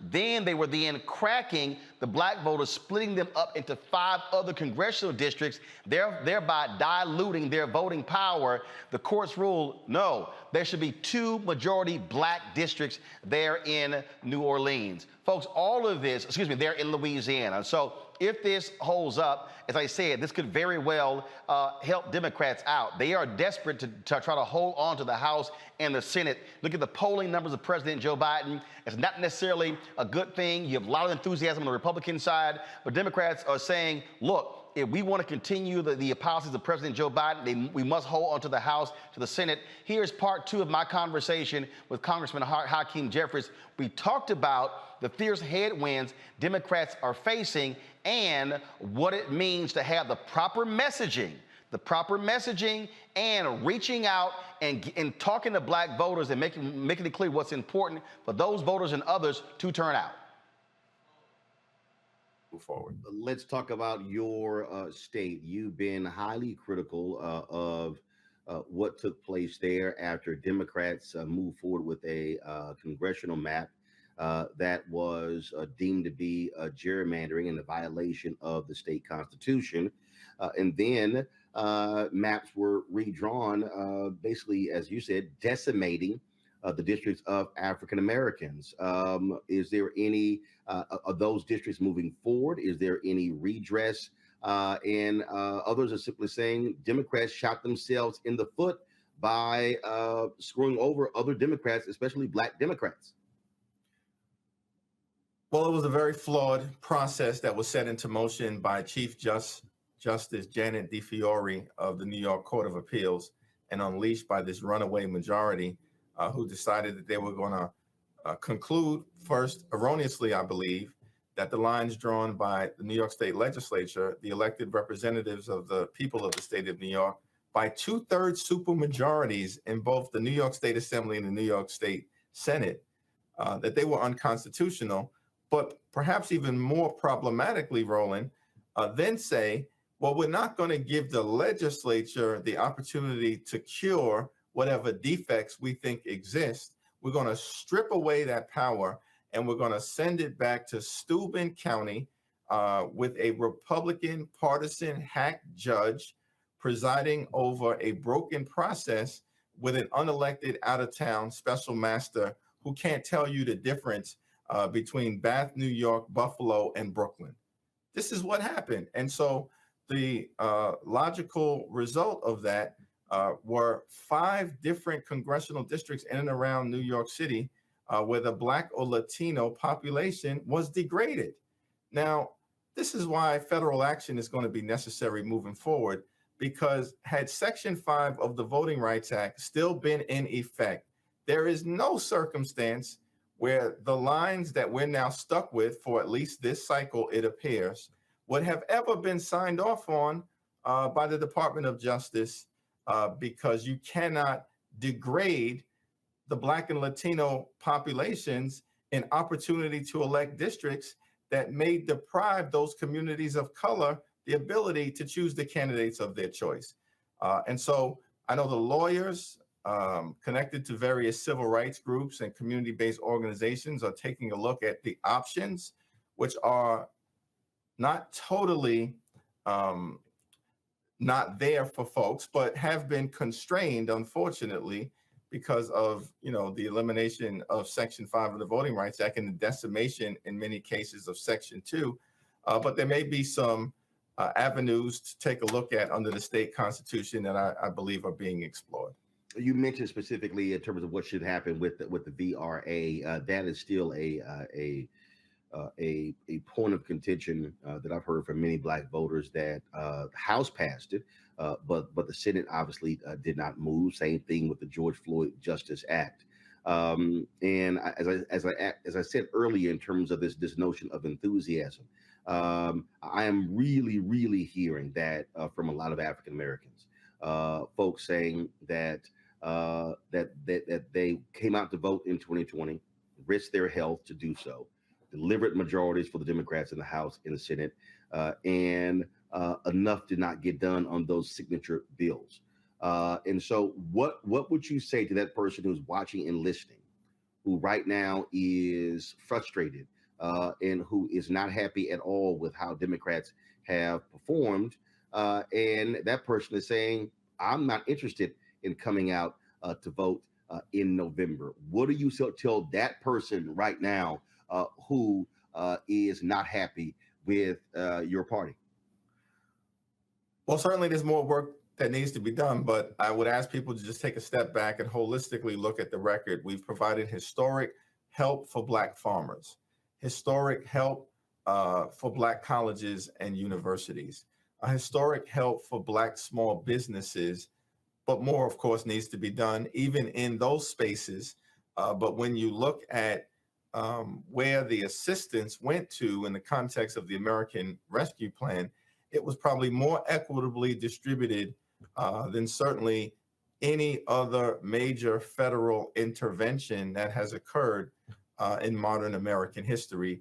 That's an important foundation that was laid. Black unemployment is moving in the right direction, and we are seeing, the opportunities that hopefully will continue to be created by President Biden's executive actions, most recently in the space of police reform.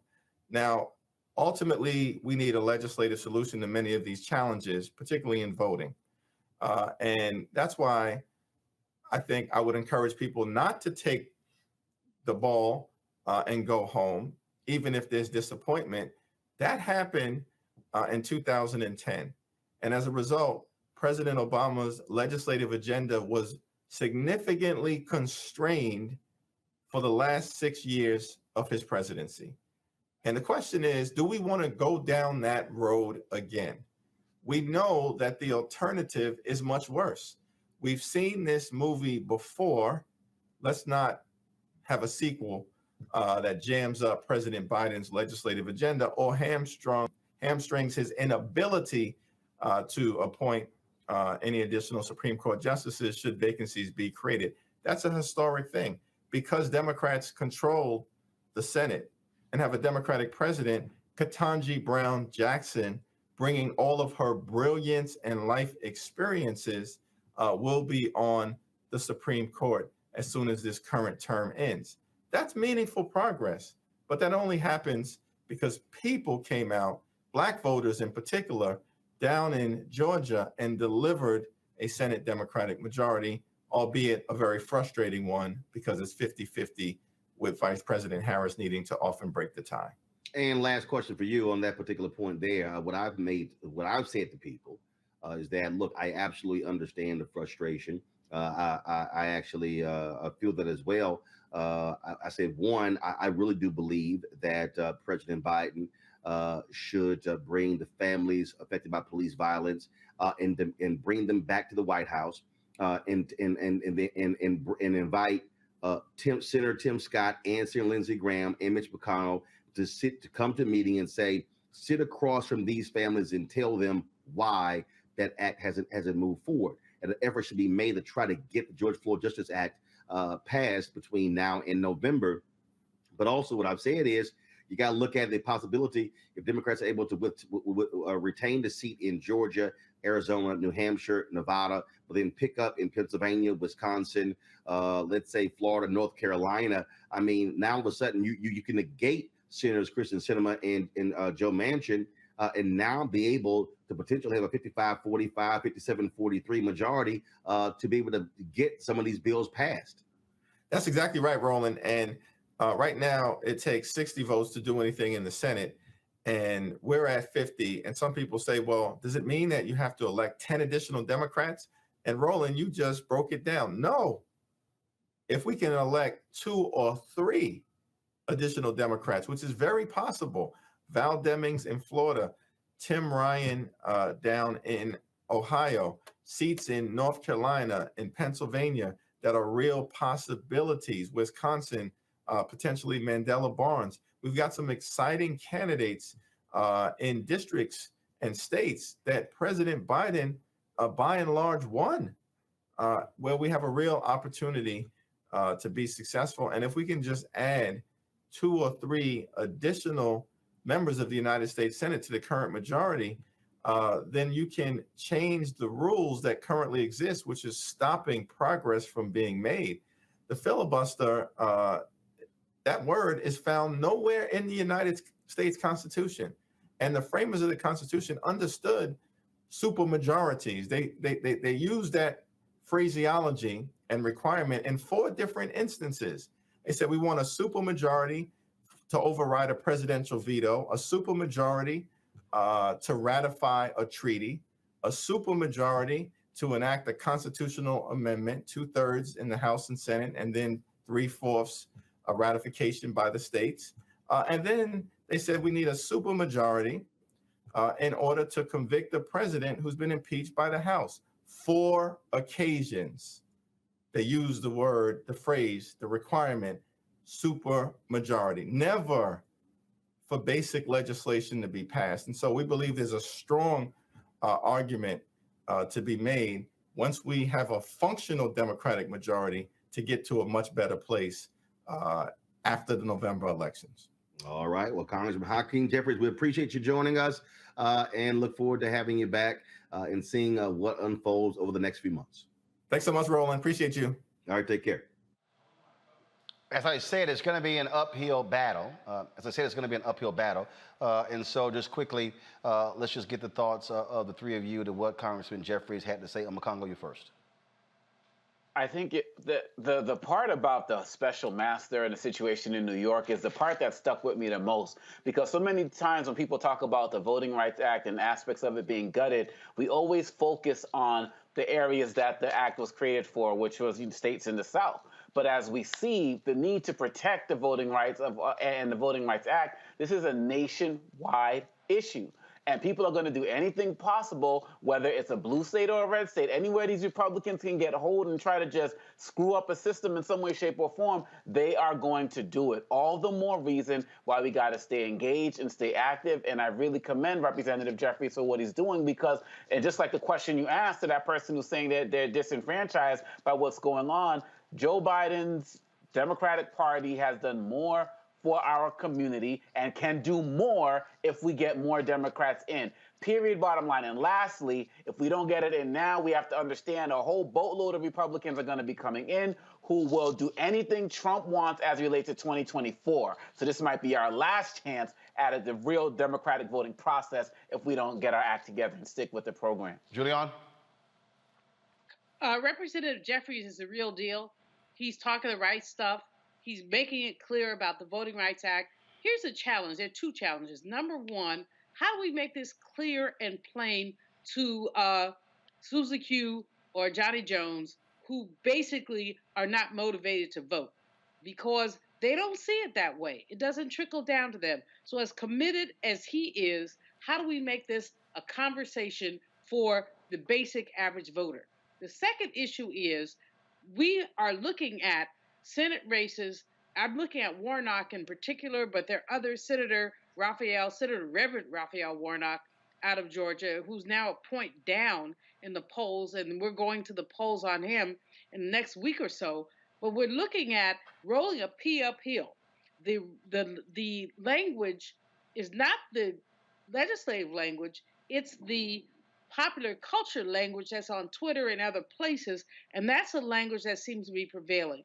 So while Roland, it was a really great interview, and I think the world of Representative Jeffries. I also think that it's a surface. Beyond that, how do we get people involved, people engaged, people as angry as we are to say they're going to go out and vote? That's the issue. Jeff?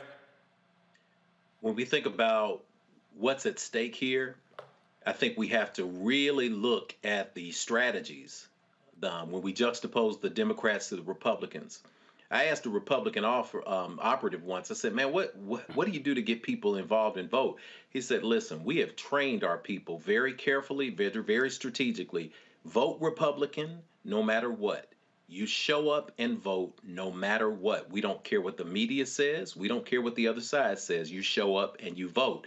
They've created a nation of zealots, and if you don't think that that's the truth, all you have to do is watch one of those videos of Herschel Walker showing you how he invented a new dance in his living room, and you will say, how is this man up a point on Raphael Warnock? The Democrats now have to recognize that, as we've said all along on this show, messaging moves the masses. It's now time to deliver the message that came from De La Soul. Gun control means using both hands in my land because the stakes is high. You know, them stakes is high. All right, folks, that is it for us. We certainly appreciate all three of you being with us on Macongo, Julian, and Jeff. Thank you so very much. Also, for everyone tune in as well. Hey, somebody actually commented, well, no, so what outfit I was wearing. This is actually one of the outfits that the president of Liberia introduced. And so, you know, former soccer stars. So a bunch of the brothers there have been wearing these outfits. What do you call it? A propo? I think that's what he called it in the interview I did with him.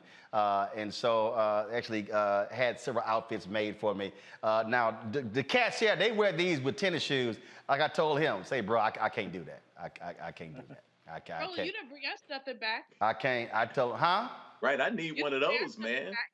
Well, first of all, I could rock that with a nice white skirt. I would be rocking. Too late. You ain't request nothing. See, you got to put your order in before brother go. You can't be doing it after the fact. We were there in February. You 4 months late. You 4 months late. See, you can't. My order in for next trip. Right.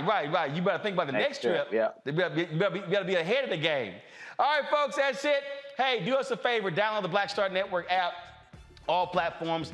We're trying to hit 50,000 downloads. Of course, our goal is to get 100,000 by the end of this year. Apple phone, Android phone, Apple TV, Android TV, Roku, Amazon Fire TV, Xbox One, Samsung Smart TV. And of course, you can also support our Bring the Funk fan club. With every dollar you give goes to support this show. Send your check and money orders to P.O. Box 57196, Washington, D.C. 20037-0196. The Cash App is $RM Unfiltered. PayPal is R Martin Unfiltered. Venmo is RM Unfiltered. Zelle is Roland at RolandSMartin.com. Roland at RolandMartinUnfiltered.com. Folks, that is it. I shall see you tomorrow right here on Roland Martin Unfiltered on the Black Star Network. Until then,